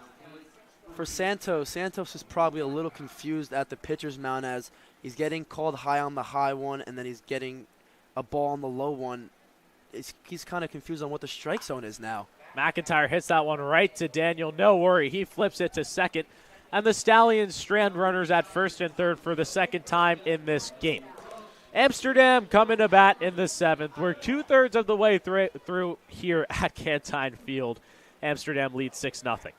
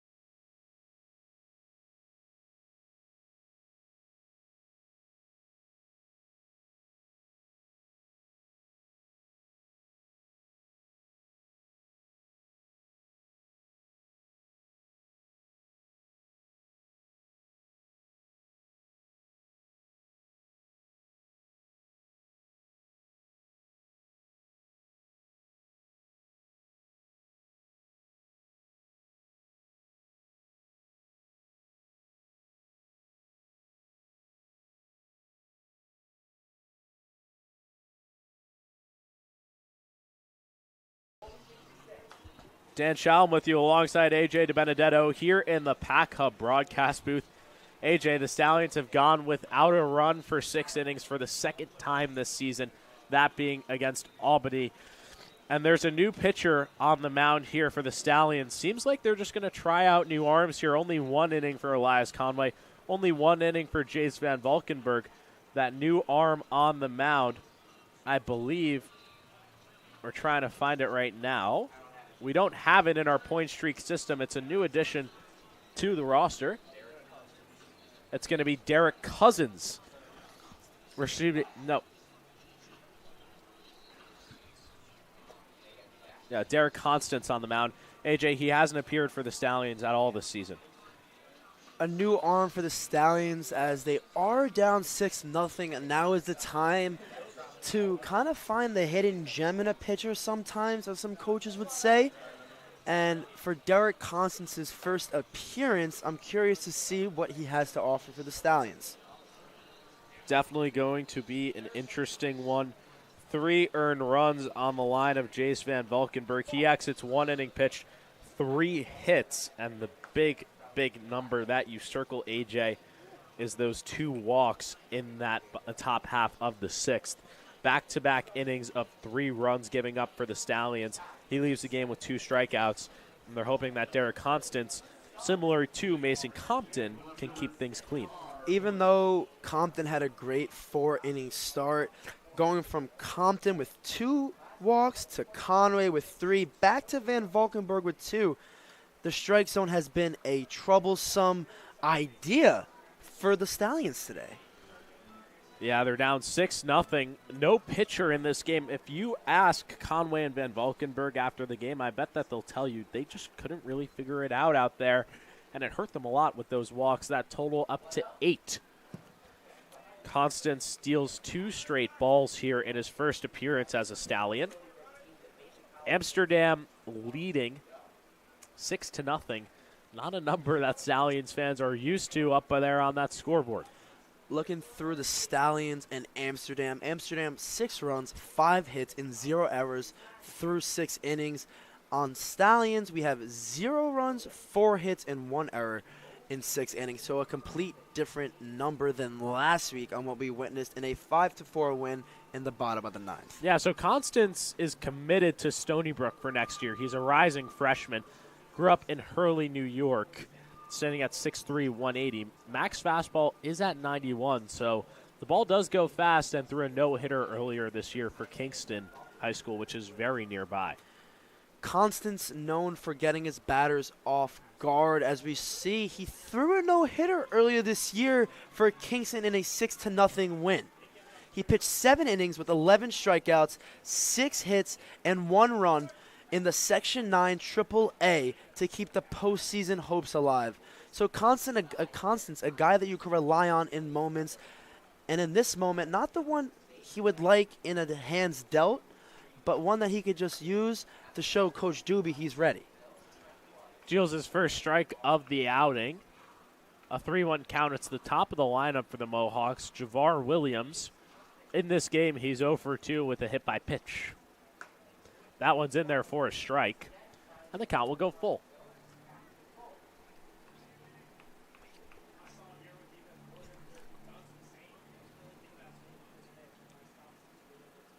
The Wake Forest product battling. Here's the pitch. That one is down low, and it's a 9th walk of this ball game for the Stallion staff. Going from pitcher to pitcher, the walks have just been following them on the tail, and it's not going away.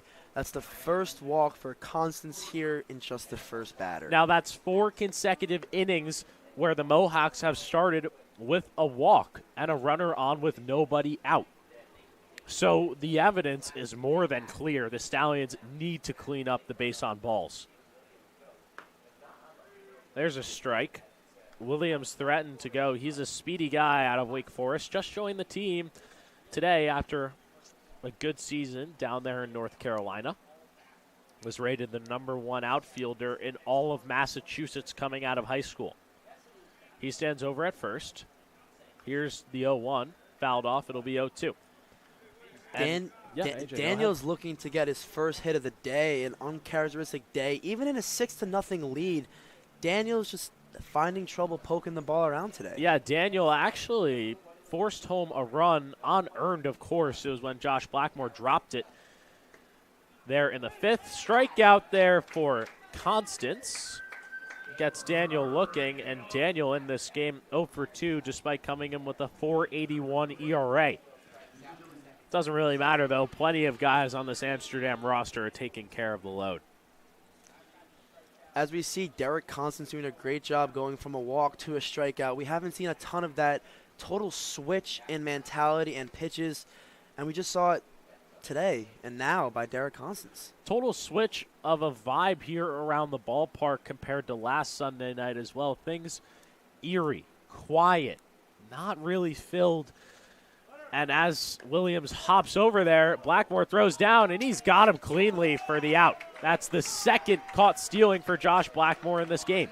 Blackmore refuses to let any runners run on his watch today.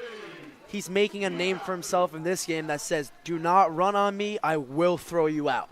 A great defensive assist, gets 2 outs in the inning. But, AJ, what I was going back to is the energy was completely different last week. The Stallions were down 2 runs. Going into that bottom of the 9th, able to rally, but just the mishaps on the pitching staff in this game has been the storyline, and it's really put them into an insurmountable hole. An insurmountable hole is the best word to use on this one, as 6 runs with 3 innings to go is not a position you want to be if you're in a winning organization. And Stallions being at the top of the leaderboard here coming into this game at 7-0. Amsterdam came into this one 2.5 games back. That most likely will be shrunk to 1.5. The Stallions dealing Amsterdam one of their 2 losses this season. That other one coming on Friday to Oneonta. That was a 10-4 loss as Matt McIntyre can't get over there. Count will go full with 2 outs here in the top of the 7th. Even though the score is 6-0, Matt McIntyre would not let that go, even if he had the chance to, just outside of his range with the glove on a dive, but serious heart there by Matt McIntyre. Doesn't matter what the score is. He's always playing at 100%. Here's the 3-2. That one is rocked to deep left field. Ford's not going to get there. It's going to get down. Rounding over to second is Natili, and he's got a double.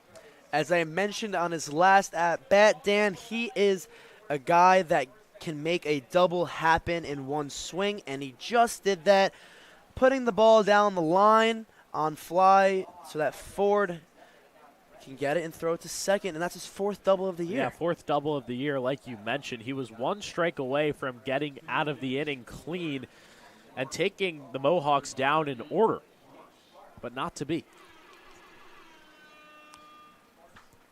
It'll be Jake Sparks, the pinch hitter here for the Mohawks, comes in for Cade Ladahoff. Now, Jake Sparks is a guy who leads the PGCBL in RBIs with 10 this season. He's had a great start to his campaign, searching for 11 with Natili sitting over there at second. RBIs has been Sparks' first name this season. As you just said, putting up 10, and with a man in scoring position, this is right up Jake Sparks' alley. That one's fouled back. The count will go 1-1. And Jake Sparks, he's not a guy that comes in at catcher, AJ. He's a guy that they just throw in there. They want him to get at-bats. He takes the spot of Ladahoff, and you would expect they would bring a guy off the bench here. This is just going to be a simple one-pinch hit. Looking for some insurance, the Mohawks are here in the top of the 7th. The pitch there is outside. It'll be 2-1. Sparks this season is batting .211. Of course, the 10 RBIs, as we mentioned. Against Oneonta, you went 2 for 5 with a double and an RBI. Pitch is outside. Sparks gets himself in a 3-1 count. Dan, I just want to go back to Blackmore catching the runner at second. If that didn't happen, Natali would have another RBI to his season. No doubt about it. Here's the 3-1. That one's fouled back. And Constance works himself into a 3-2 count for the second consecutive batter. Constance did just go down 3-0, fighting his way back to 3-2. It's now or never for him to get this out and for the Stallions to start getting runs, cutting this deficit. They used the core of their pitching in the last 2 games, so a little bit of an off night. There's a walk there. That's now 10 walks on the day for the Stallions pitching staff. You're just simply not going to win games with those numbers, AJ. There's no way. There's no way to win. There's 4 bases. After the 4 bases, it's a run. We've seen a ton of walks today. You said 10. That's more than the Stallions have had, double what they've had all season. Yeah, and 3 of the runs that have been scored today have come by way of the RBI walk. So another prime example, that pitch misses upstairs, and another one where you're just questioning what is the strike zone in this game. It's been a very questionable game from up here in the booth. Not sure what's a strike, what's a ball. It's been a guessing game for a lot of the batters and even the pitchers in this game.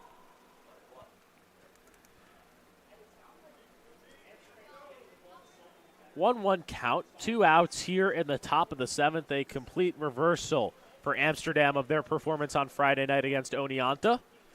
Turning it around after losing by 6 at home. They're now winning by 6 on the road. That one's poked right to Marcano. He's got it for out number 3. Stallions put up a 0 on the scoreboard for the first time in 2 innings. They're coming to bat in the bottom of the 7th. We'll keep it right here for God Bless America.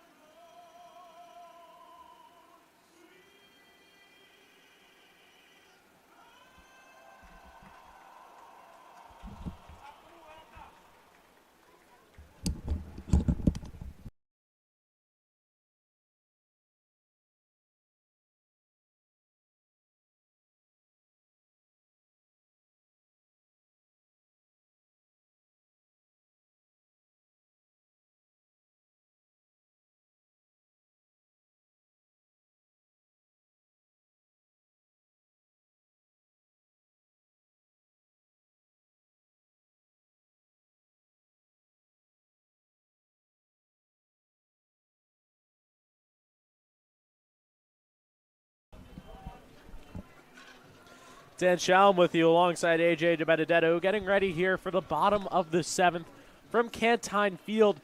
And AJ, we've seen the Stallions put up zeros all the way till the 7th against Albany on Friday, feeling eerily similar to that offensive display. Definitely feeling eerie similar, Dan. Only putting up 4 hits in 6 innings of play. Yes, they faced a dominant Drew Nelson for 4 of those innings. Five of those innings. I'm sorry. Excuse me, that's on me. But 5 of those innings. Overall, not the greatest hitting day by your 7-0 Stallions. Yeah, only 4 hits so far in 6 innings of play. Extremely uncharacteristic for an offense that was outscoring opponents 56-16 coming into this game. That number now up to 56-22. This team also batting .313 coming into this one, and if you take those numbers, AJ, they should have at minimum 6 hits in this game. Dan, there is one thing that I just got informed about. Our former 2023 PGCBL Player of the Year MVP, Anthony Amato, is in the building. And after this troublesome day of hitting, a guy like Andrew Amato is just the guy you want at the plate. AJ, why should I get excited about Andrew Amato? Looking at his last year's stats, putting up a .415 average with 13 home runs, 38 RBIs, 11 doubles, 4 triples. May pops this one up on the right side. That one's going to drop there right in front of Ladahoff. But AJ, he was also the PGCBL 2023 MVP. Is that right? Yes, he was. The 2023 MVP, the best stats recorded since we've been recording stats by Saugerties' own Andrew Amato. Now, we talked to him earlier before the game, and he said he'll be ready to go and to play in about 2 weeks now, so that'll be a huge addition. And then we also heard there's some other arms coming through the Pac Hub transfer portal, the national team, as the Stallions are the Pac Hub national transfer portal team. So new faces will be coming into the building to load this team up. Don't let this 6-0 score get you discouraged, and these guys all the way top down are just having an off night. An off night is baseball. It's a sport. Baseball is not a game of perfection. There's going to be off nights. The Stallions can't go 46-0. Looking, Jarrett May gets caught looking. That's his 3rd strikeout of the night. The golden sombrero goes to him. Dan, I just want to compare baseball to the MLB right now for the PGCBL. Going 3 for 10 will make you an MVP in the MLB. So having an off day, it happens. It's expected. This team was realistically not going to go 45-0. It was a great start, no doubt about it, but running into trouble here against the Mohawks. Santos misses down low. That's Santos' first K of the day.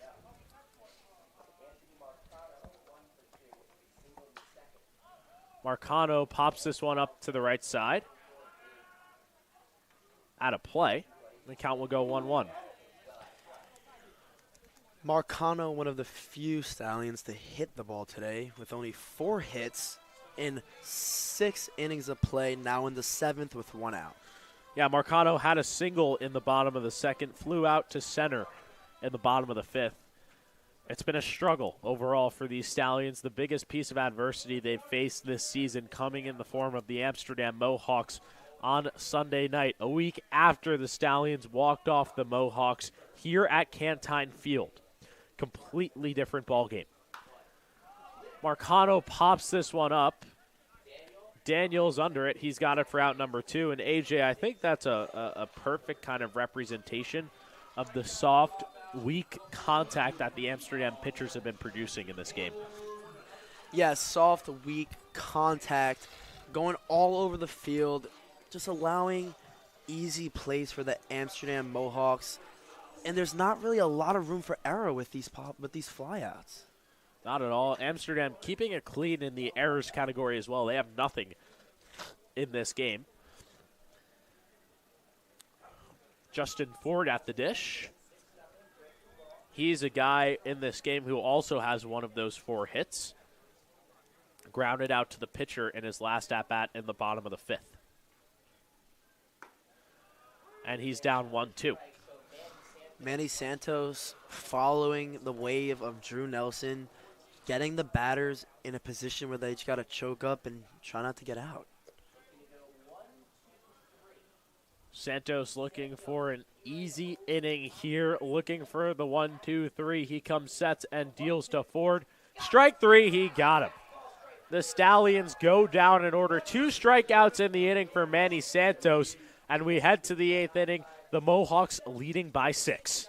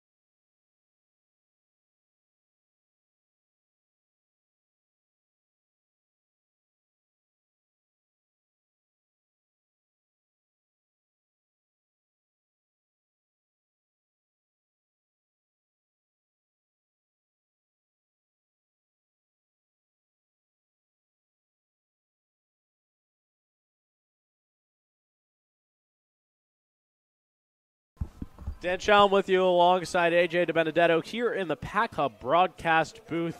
Settling in for the 8th inning, the Mohawks just 6 outs away from handing the Stallions their first loss of the season. AJ, what's been the problem in this game? Well, Dan, we've been talking about the multitude of problems throughout this game, one of them being the walks, the next one being a troublesome strike zone, and the third one, 4 hits in 7 innings of play now. I'll tell you one thing. 10 walks and 4 hits along with 2 errors is not a recipe for success. In any realistic baseball game, putting up those stats and getting the win is near impossible. And Amsterdam's done an amazing job on both the hitting side, 6 runs on 6 hits, and the plate discipline has been the real story. And then on the pitching side, they've thrown 7 scoreless innings. The Stallions at risk of being shut out and handed their first loss of the season. 6 outs to go on both sides. Here's the first pitch, and it's low 1-0.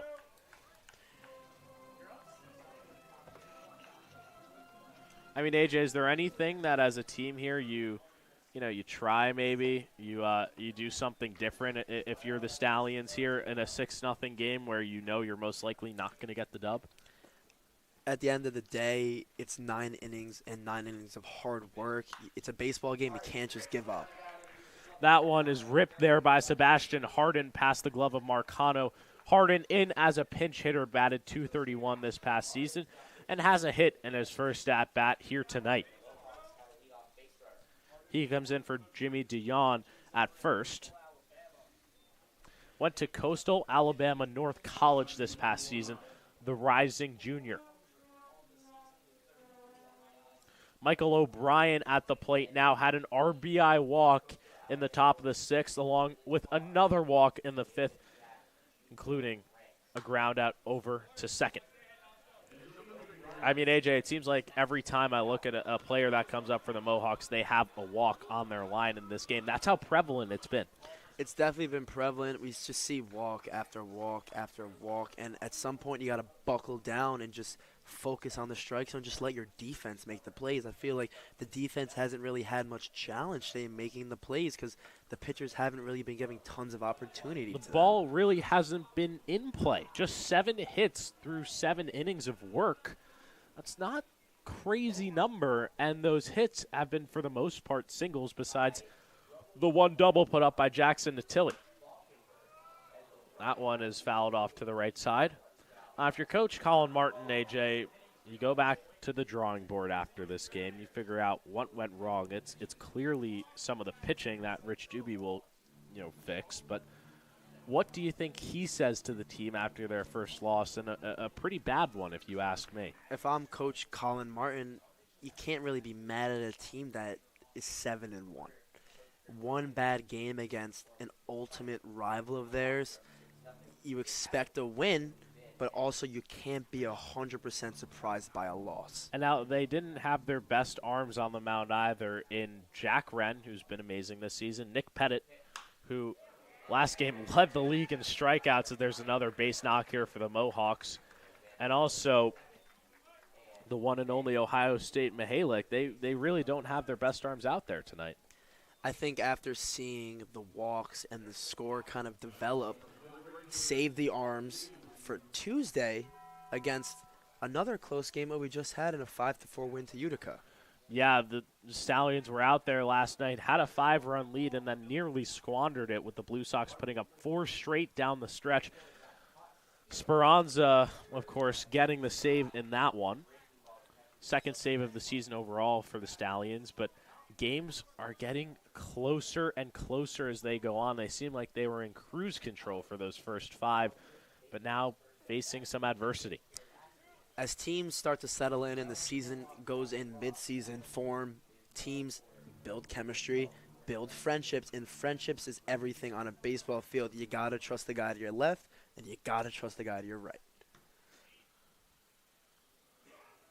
Here's the 0-2 from Constance. He throws that one in the dirt. It's 1-2, and it's been a common theme past Compton, who you can't say enough about in this game. Started the game for the Stallions, 4 clean, no earned, and just a single hit. Past him, all these guys, Van Valkenburg, Conway, Constance, have struggled to just find the zone. That one is another base knock here. Going home will be DiGiorno. He's going to get there and easily in. It's an RBI single for Liam Wilson, and the Mohawks have taken a 7-0 lead here at Cantine Field. We just talked about them having 7 hits now with a back-to-back single. Well, it's back-to-back-to-back singles, actually. Back-to-back-to-back singles, making it 9 hits. Yeah, Harden did a good job getting on in that one and then just not trying to do too much. 2 balls that have been hit in the gap between McIntyre and Trivella brings home Harden easily. First RBI of the season for Liam Wilson, who just joined the squad today. And the Mohawks have first and third here with nobody out in the top of the 8th.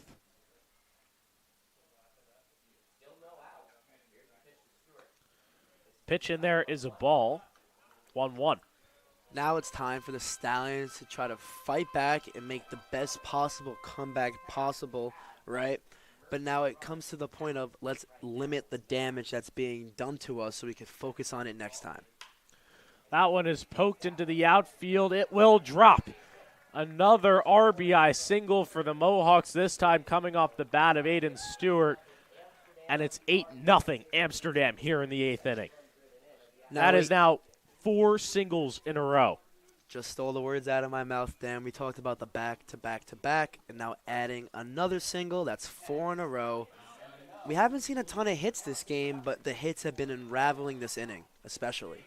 That's 4 consecutive hits given up by Constance in this inning. AJ, this one's feeling similar to June 3rd here at Cantine Field. The Mohawks beating up on the Stallions 9-1.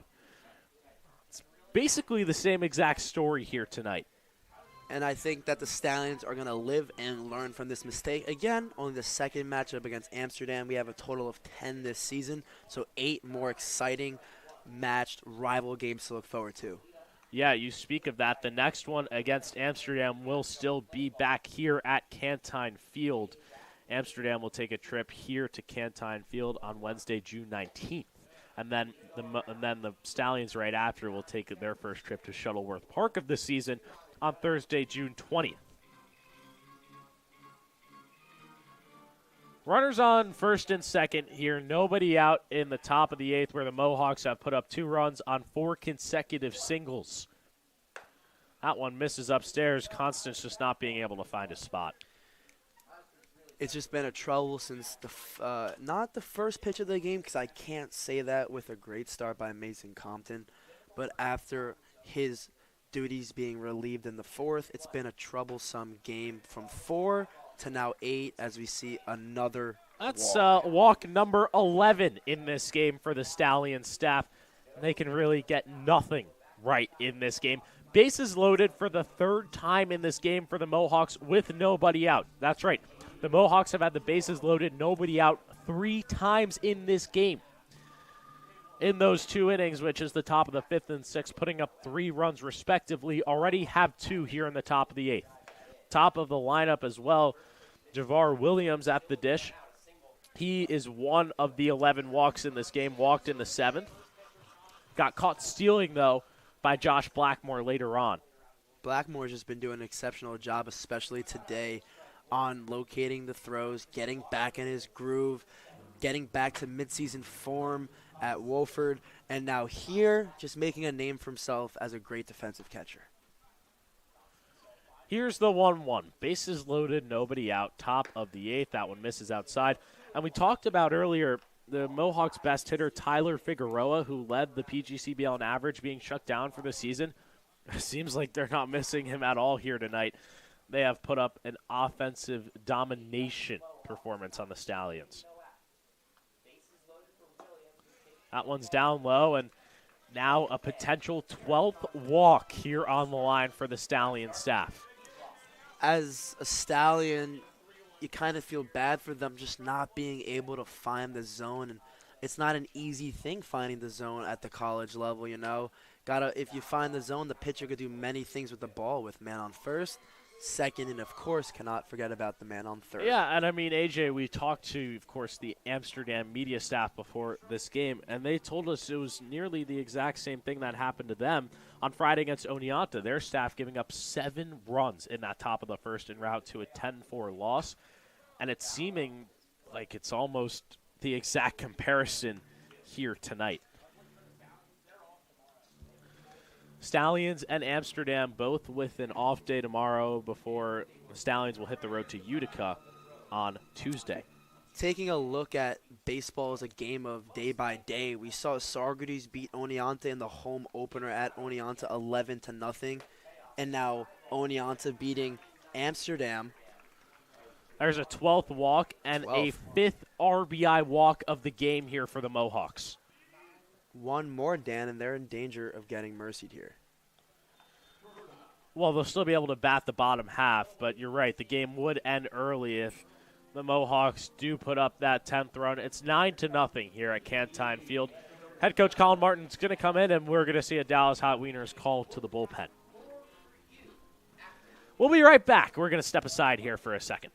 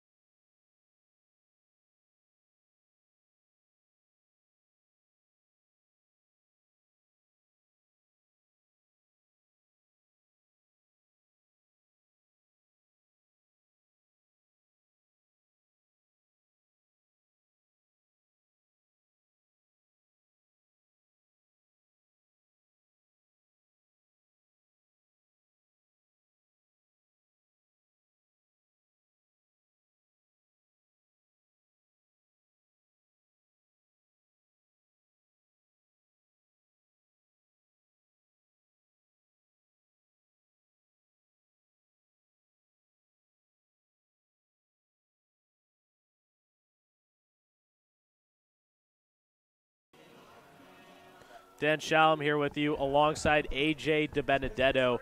AJ, just a performance you want to wipe away here for Derek Constance as he gets pulled out of the game in his first start as a Stallion. Just not a day of winning here for the Stallions. Of course, it's not over yet, but a struggle that has been continued throughout the game. One that myself and Dan have not seen yet this season. Yeah, this is quite shocking. The final line for Constance is 1 inning pitched, 5 hits, 3 earned runs, 4 walks, and a singular strikeout. He's also responsible for all 3 Mohawk runners on base. So if anybody else comes around to score, that ERA is going to be shot through the roof. This is just a time for the Stallions to just get easy outs, and obviously don't worry about the score. It's already 9-0. Focus on getting the outs and help your pitcher. He's in a tough situation, got dealt a hard hand of cards, and now it's time to just make plays. So, AJ, who is this new pitcher on the mound here for the Stallions? Talking about Jackson Cohen, the right-handed pitcher, standing at 6'4", weighing about 210, the rising junior out of Wofford College. So a great connection by him and his teammate, Josh Blackmore.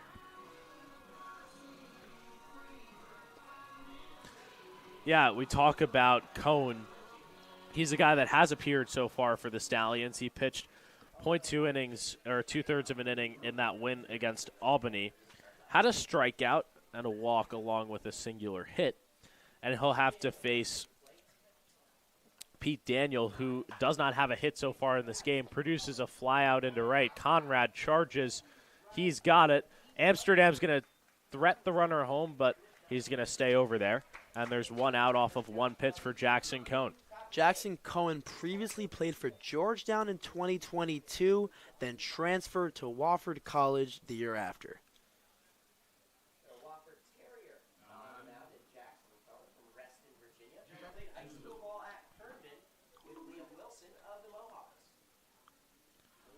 One out here, bases loaded in the top of the 8th.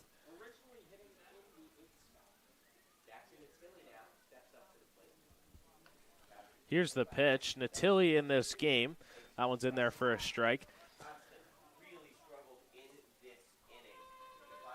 He, in this game, AJ, a double, a hit by pitch. 1 for 3 in this game with a fly out to center and a ground out over to short in that first inning. That one's fouled, and that was great contact there by Natili. If that one's a fair ball, that one is most likely out of here. Almost a replica hit and or pitch to his last at-bat, resulting in a double. 0-2 count, 1 out here in the top of the 8th. Stallions just hoping to limit the damage and not get mercied here at home. Here's the pitch. That one is grounded over to short. Hot flips it to Travella over to first. Double play, turn. An easy 6-4-3 to end the inning. The Stallions keep the lead at 9 coming to bat here in the bottom of the 8th. You're watching Stallions Baseball on the Saugerties YouTube channel.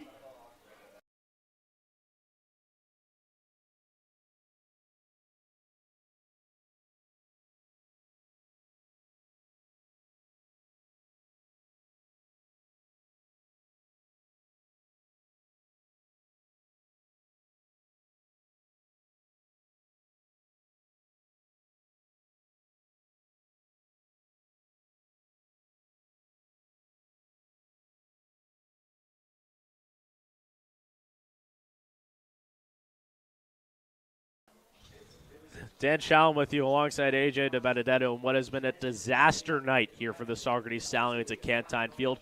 Down 9-0. This has been a rough one, AJ, and it's a new pitcher on the mound here for the Amsterdam Mohawks. It's going to be number 34, Brendan Klein. Now, Klein did not appear so far in this game. He came onto the mound last inning, but then Manny Santos came back in what has he done so far this season out of Brown? Checking out his stats from this season, he pitched 5 2/3 inning, striking out 5, walking 3, allowing 6 hits, and only having a 4.76 ERA, so not a horrible start to the season. Looking to improve upon it here tonight. He comes out of Brown, the 200-pound 6'4" righty. Amsterdam 6 outs away from handing the Stallions their first loss of the season. It would be the comeback of all comebacks if there was any chance for the Stallions to come back here. But most likely Amsterdam will get the win. And we mentioned a 9-1 win on June 3rd of 2023. Now, a year and 6 days later, seems like the Mohawks are going to do just that here at Cantine Field. Yeah, like you said, Dan, 9-1. It's 9-0 now. Just a tough game for the Stallions. Not a lot going their way. Had trouble just getting back into the groove after falling out of it, and eventually going from new pitcher to new pitcher. The strike zone's just been a problem the entire night. They've only had one inning in this game, AJ. There's only been one inning in this game where the Stallions have been able to manage to not at least get caught stealing or, give up a walk or something of that matter. It's just been a disaster game overall, something that they want to wipe away, and a perfect time for an off day tomorrow before resetting and playing Utica. Amsterdam with an interesting change as they obviously go to Brendan Klein at the mound, but a change also as Jackson Natali switches from the extra hitter back to the catcher in the position that he started 7 days ago. Like we mentioned before, it's Amsterdam's worst start to the season since 2021. Correcting that here tonight with a most likely win if they can get 6 outs up by 9. They were 2-1 after losing to Saugerties last week, and they lost their last game 10-4. So this is a team that's gotten beat up for a team that's not used to getting beat up on. Now beating up on the Stallions here tonight.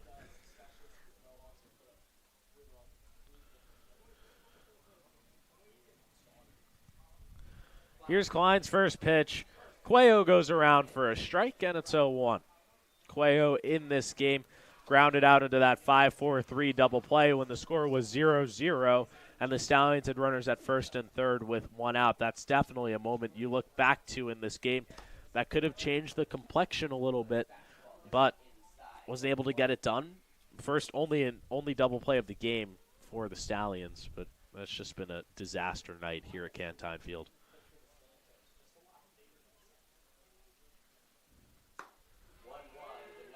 2 checks in a row where Cuello has gone around, and the count goes to 1-2. A new pitcher, and it's kind of the same story. 1-2, 0-2. Getting yourself into the hole, and it's just been a hole that the Stallions haven't been able to dig themselves out of.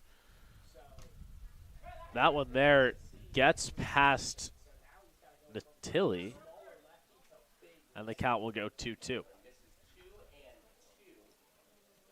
That one went off the Ump's arm right there, so he's going to just take a second to regather himself. Looks a little shaken up. Give him a second to reset, get back in the box, and continue to call this game. A 9-0 Amsterdam lead here in the bottom of the 8th, excuse me. Stallions just hoping to show any signs of life. Just 4 hits in 7 innings of play so far. It's truly been a rough one out here tonight at Cantine Field.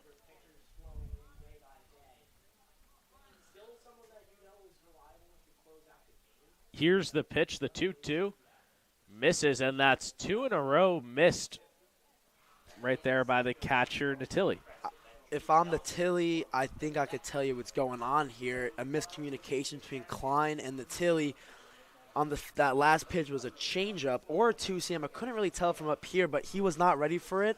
I think there's been a miscommunication on the fingers and the calls and what's really going on. Just a timeout to reset, get back on the same page, and restart this count. Full count here to Cuello. He's searching for his second walk or first hit of the game.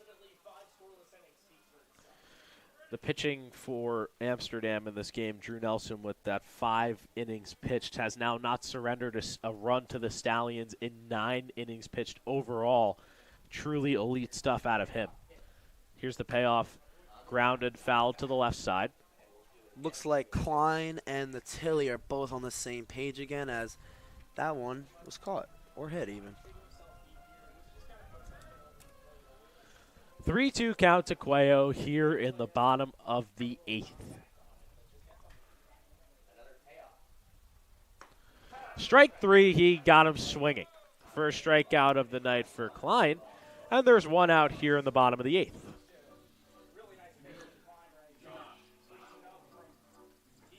So 1 batter and 1 K for Klein as he starts the game off strong. The Stallions overall, you can just see it, on the bench. You can see it at bat. They just look dejected. And it's just, when you're down 9-0 here in the bottom of the eighth with only 4 hits on the board, I guess what do you expect the attitude to be? But definitely a night that they'll learn from, their first loss of the season, most likely. A lot of lessons to take away, and I still think it stems back to those 12 walks given up by the staff. But at the same time, AJ, the offense has put up little to no fight. This season for the Stallions is a whole learning experience, and today was a whole lesson of learning. They learned a ton. They learned, all right, this is what not goes well, this is what goes well, and now coaches have something to work on because these past 7 games, I can't tell you there has not been a ton to work on as a team. How are you going to get better if you don't have any critiques? They're going to have a lot to work on from here on out tonight, just a small bump in the road as they'll keep the journey going on Tuesday in Utica. Blackmore way early on that one. He is out for strike number 3, and it's back-to-back Ks here for Brendan Klein in the bottom of the 8th. Klein now 2 batters, 2 strikeouts, just letting the road take him where it goes. Now just pitching, listening to Natilli now, and it's been a success in 2 batters. 2 outs here in the bottom of the 8th. The Mohawks now 4 outs away from handing the Stallions their first loss of the season. Pitch in there is low. You look ahead at the schedule, AJ. Stallions will travel to Utica on Tuesday night. Then we'll be back here at Cantine Field on Wednesday to host Oneonta, the team that's currently 2nd in the league. Then we'll have an off day Thursday before taking a trip to Friday over to U-Albany. That's the first road game against Albany all season long. Then they'll be back at home against Glens Falls on Saturday before taking their first trip to Glens Falls on Sunday. Here's the pitch from Klein. That one misses. It's 3-0. And, AJ, you look up and down this schedule here. The Stallions, they'll play Tuesday, Wednesday, off on that Thursday, but then they play 6 consecutive games all the way down to that following Thursday. A ton of games and a ton of reps for these Stallions. Reps is everything for this team. That's why they're doing it. It's reps, reps, reps. Get better, and this is the only way to get better. So that'll be 8 games in 9 days starting on this upcoming Tuesday for the Stallions. Just a singular off day. That's a walk worked there by Williams. A very late straight call right there. Ben Williams was about halfway to first, and the umpire didn't say anything before signaling strike. I've seen that a lot today. 3-2 count. 2 outs here in the bottom of the 8th. Brendan Klein looking to strike out the side. Here it is, fouled right back by Williams. Williams in this game has a single and a fly out over to first base. So, AJ, just a lot of games upcoming here for the Stallions, a lot of chances to improve. They won't face Amsterdam until next Wednesday, June 19th. That one's outside. Williams does work himself a walk. So lots of time to improve, and they're playing opponents that they should take care of. Utica they beat by 1 run. That'll be tightly contested at Donovan Stadium on Tuesday night. But after that, Oneonta, who they beat this season, Albany, who they've beaten twice this season, Glens Falls, a back-to-back who they've beaten also this season, and then home to Boonville on Monday, June 17th, who they destroyed 20-3. And then to finish out the stretch, it's Oneonta again, and then back-to-back with Amsterdam. I'm really excited to see how that one plays out. Home on Wednesday, June 19th to Amsterdam, and then the first trip to Shuttleworth Park. It's quite an atmosphere up there on Thursday night. Tons of games where the Stallions can fix the problem. In this game, like we said, we mentioned a ton of times, and there's plenty of games and plenty of days where coach can get in the head and lock down. Walks is a problem. Walks is a problem. Walks is a problem. And once they lock that down and it goes back to game 1, game 2, and game 3 where the walks were minimal, they're going to start dominating their opponents again.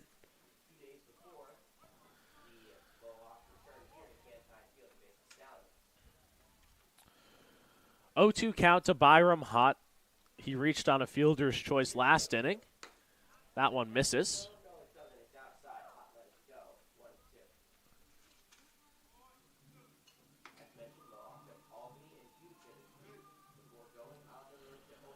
1-2 count here to Byram Hott.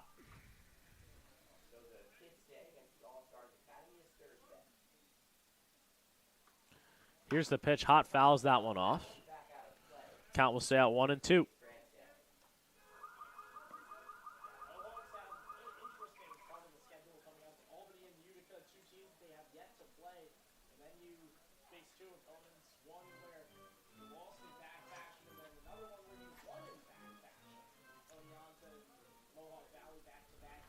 One, two, Byram Hott just looking for anything.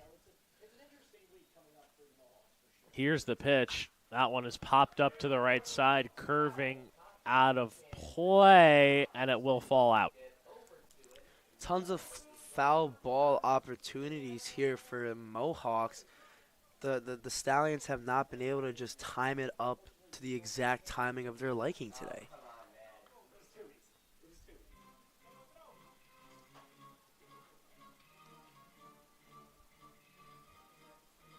We are unsure if we're going to be broadcasting that game out in Utica on Tuesday night. Make sure to stay updated on our socials. You'll hear the latest on that. If not, we'll most likely have live Twitter updates for you throughout the game from Donovan Stadium. Here's the 1-2 to Hott. That one is outside. 2-2. Hott trying to stay in this at bat, just get on base, do his team the justice, fighting back. It is 9-0, but it's not the time for the Stallions to just give up and just let Amsterdam walk all over them. 2-2, 2 outs here in the bottom of the 8th. Here's the pitch. Strike 3.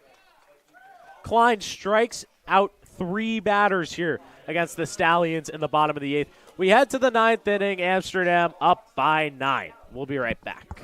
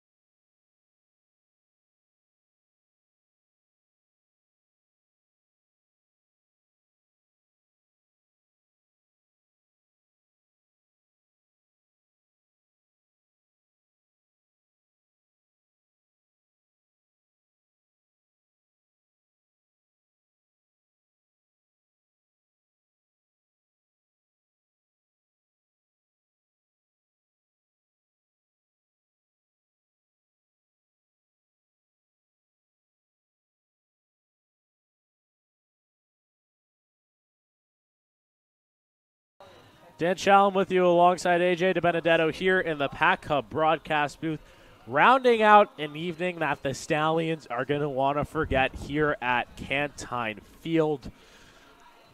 Amsterdam leading 9-0 here in this 9th inning, AJ. Yeah, definitely a mockery of a game for the Stallions as a Stallions fan, something that you haven't seen yet this year, and something you really hope to not see again anytime soon. Definitely not. But a learning experience, to say the least, for this team, as they'll try and get out of here with the runs stopped at 9. Not sure what it actually will end up being. We'll just have to wait and see. But Jake Sparks is at the dish, and Sparks came in as a pinch hitter in this game earlier. Sparks walked in the top of the 7th and is now up for his second AB here in the 9th.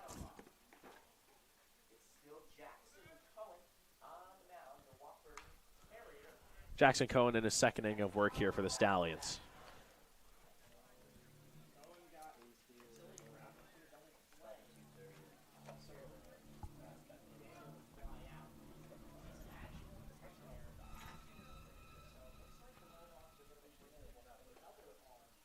Here's the 0-2. Strike 3, he got him. A 3-pitch strikeout. One of the few we've seen today for the Stallions. Yeah, and it's been a good outing for Cohen for the most part here. Had a flyout in his first at-bat, then induced the double play, and has a backwards K here to start the top of the 9th. So Some promising signs out of a pitching staff that has been struggling here for the Stallions. That one's in there for a strike.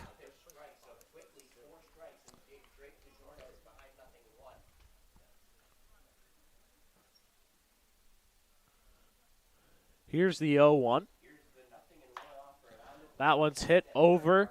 Marcano throws it to first, and that's a missed throw. That'll be the third error of this game for the Stallions. That's their most in this last 4-game stretch. Everything going wrong here at Cantine Field for Saugerties. Stallions just not catching a break today. Nothing going their way. Everything following the way of Amsterdam, which has aided in their 9-0 lead throughout 8 innings, now top of the 9th. So, AJ, I did a little bit of research right here, and we have 12 walks in this game. Well, in that 2008 Phillies World Series winning team, Coach Rich Doobie only allowed his staff to let up 3 walks a game. In this game, that's 4 times the allotted amount that he gave up with his Phillies staff. Of course, a much high-caliber staff, but if he held that staff to that mark, he's going to get in there with his guys and fix that immediately. So this is just a one-game wonder for the walks, something that with Coach Rich Doobie's eye and the problems he saw today, he's going to have a ton of critiques that the pitchers are going to want to hear, because this is something that they are not going to want next to their name again in following games. Yeah, and they come here to become better. They come here to learn from the guidance of Rich Doobie. It'll be interesting to see how Conway, Van Valkenburg, and Constance pitch in their next appearance after this night. Going to be a lot to think about, a lot to work on, a lot of constructive criticism that will be given by Doobie. And all this criticism is going to be accepted by these players, because you have a 2008 Phillies World Series pitching coach, one that knows exactly what the issue is, and on a practice day or an off day, they're going to be texting, calling, and looking forward to find the problem and attack it in their next start or next relief. Strike 3 there to Harden. It's the second strikeout of the inning for Cone, and he's had actually a decent outing here tonight. He's faced now 5 batters and has either retired each of them or an error by his infield that's not his fault. Great start by Cohen, coming in and just measuring and lowering the amounts of just trouble that they've had today. That one's popped into left field. Ford charging on. That one's going to drop. Placed in the perfect spot. Marcano throws it to third. And that's a single right there for Michael O'Brien. It's his second single of the day. He is 2 for 3 today with 2 walks and an RBI. One of those walks being attached with an RBI. And the Mohawks have first and third here in the top of the 9th. Just finding the green grass, getting on base, finding it, and just reacting to it, making your man go to third. It's just good baseball played by Amsterdam today. Liam Wilson at the dish. He had an RBI single in his last appearance. 2 outs in this inning. That one misses. It's ball 1. It's really been, AJ, as we see that pitch that just missed off the outside corner, a confusing day for pitchers on both sides, wondering what the strike zone is. That one is in there for strike 1, and we'll see a familiar face on the mound here to close out this game. It'll be Zach Eldred, who pitched 4 innings with 1 earned run against the Stallions. Oh, excuse me, my friend over here, John Baccio, is the broadcaster for Amsterdam, just came over and wrote down Eldred on my paper. I wasn't necessarily sure what that meant, as he is a starting pitcher. Turns out Eldred is at the dish. I'll give you the context on everything. Now, John Baccio's over there. We go to Syracuse together, broadcasters in the same program, and he just came over here and gave me false information. McIntyre boots that one. That's a 4th error of this game. A 10th run will score for Amsterdam, and they're up 10-0 here in the top of the 9th. I don't know if I would classify that as a trip. It was just a hard play by McIntyre, tripped up, and it was trouble. And I feel like that's been the story of the game today. So 4 errors in this game is the most that the Stallions have committed. Everything going wrong. Just 3 hits on the board, right? Along with 4 errors and 12 walks. Definitely not a day of stats for the Stallions. Anything but. Aiden Stewart in the batter's box now. Has an RBI single in his last appearance. 2 outs, first and second here for Amsterdam as they've taken a 10-0 lead here in this top of the ninth. Absolutely no fight out of the Stallions here tonight. Just one where they're going to want to regroup, and this is just not the team that we know 7 games into the season. With the amount of leaders that the Stallions have, you can almost guarantee that they're going to come out in the next game on Tuesday against Utica ready to absolutely dominate their opponent because they are going to be sick of losing another one. Well, AJ, I don't know if they've necessarily had a moment like this to find a true leader in the clubhouse just yet. This is a time where a few guys in that room are going to step up and take ownership as Cohn deals strike 3. So there's 1 run on 1 error, including a hit here in this top of the ninth. Amsterdam leading 10-0. Stallions coming to bat for the last time tonight. We'll be right back.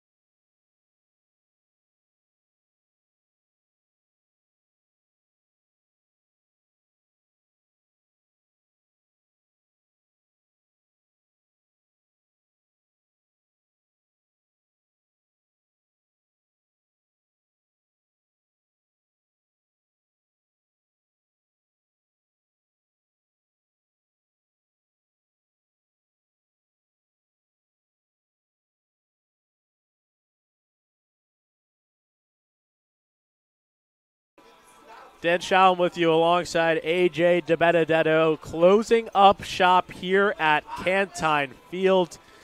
It's been quite the day to forget for the Stallions, down 10-0 here in the bottom of the ninth. Just everything going wrong. 4 errors, 3 hits, 12 walks. Nothing going right. A dominant performance by the Amsterdam staff as a whole. Really not many positives that you can pull from this game, AJ, if any. It's hard to pull the positives out of this game, but looking at the past 7 games, there's been plenty of positives, one that can overrule this game for sure. So Jackson Cohn comes in and pitches a very clean 2 innings, AJ. He leaves the game with 3 strikeouts. 3 strikeouts in this game, 2 innings pitched, 1 hit, 1 run that's not earned after the error by McIntyre at first, 3 Ks. So promising for him. It'll be a new arm. It'll be Logan Forsythe on the mound to close out this game here for the Mohawks. Excuse me, that's not Logan Forsythe. That's a right-handed pitcher. We're not exactly sure who we got right now. It is number 6, but that's not number 6 Logan Forsythe. That's a different number 6. We're going to get that name for you here in just a second.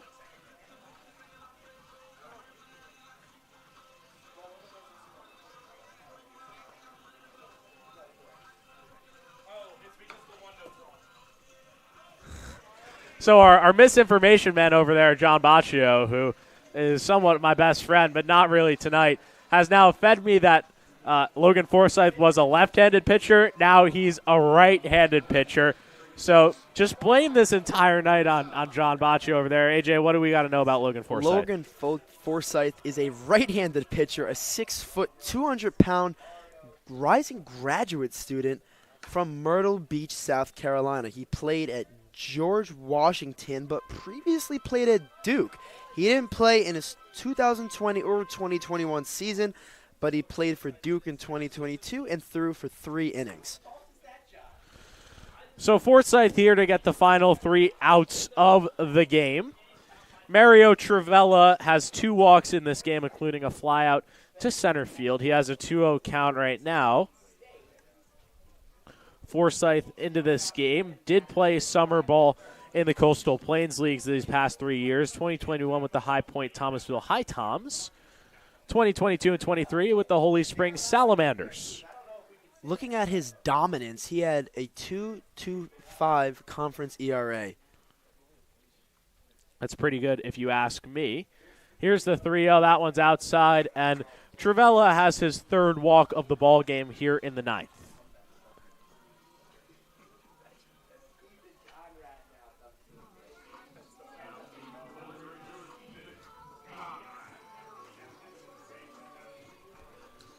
Now, one other thing that I'll tell you is that Ethan Conrad is at the plate, and he really hasn't done much tonight, but a perfect opportunity to get something going here. Bottom of the ninth, 10-0 game. As he rips that to left field, that one will fall foul, but the swing that you want out of Conrad. A perfect swing, a swing of execution. He saw one pitch he liked, and he's swinging, trying to come back from a hard day at the plate.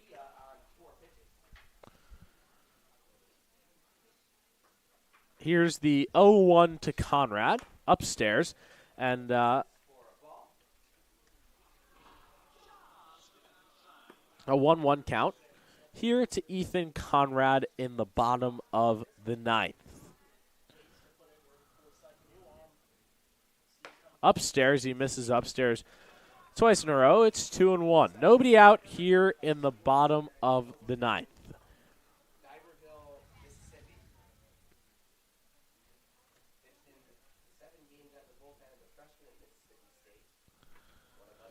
Forsyth comes set. Here's the pitch. Conrad with a huge swing was trying to kill the ball right there. It'll be 2-2. This is an at-bat to make up for his last at-bats, just to try to get the ball in play. You know, hasn't played the last 2 games, get back into the groove, and just continue his dominance campaign that we saw in the first 5 games of the season. Conrad swings straight through it. He's down on strikes, and there's one out here in the bottom of the ninth. Just Conrad's third strikeout of the entire season. Matt McIntyre at the dish with one out here in the bottom of the ninth. He's 0 for 3.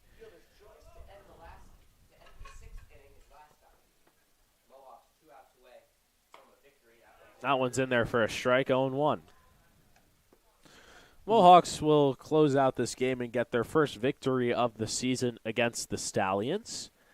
They won't play for another 10 days until Wednesday night here at Cantine Park as McIntyre swings straight through that one. Yeah, I said Cantine Park. I meant Cantine Field, thinking about Shuttleworth Park when the Stallions will take a trip up to Amsterdam on June 20th. The 0-2 upstairs, now 1-2. Dan, an interesting stat from Logan Forsythe is he's known for keeping runners off base. He recorded a .93 whip, which means he allowed less than 1 runner on base per inning he pitched, which is a very, very impressive stat for Logan Forsythe. McIntyre is rung up on strikes. It's back-to-back strikeouts here in the bottom of the ninth, and the Stallions are down to their last out with Jarrett May coming to the dish 0 for 3 tonight with 3 strikeouts.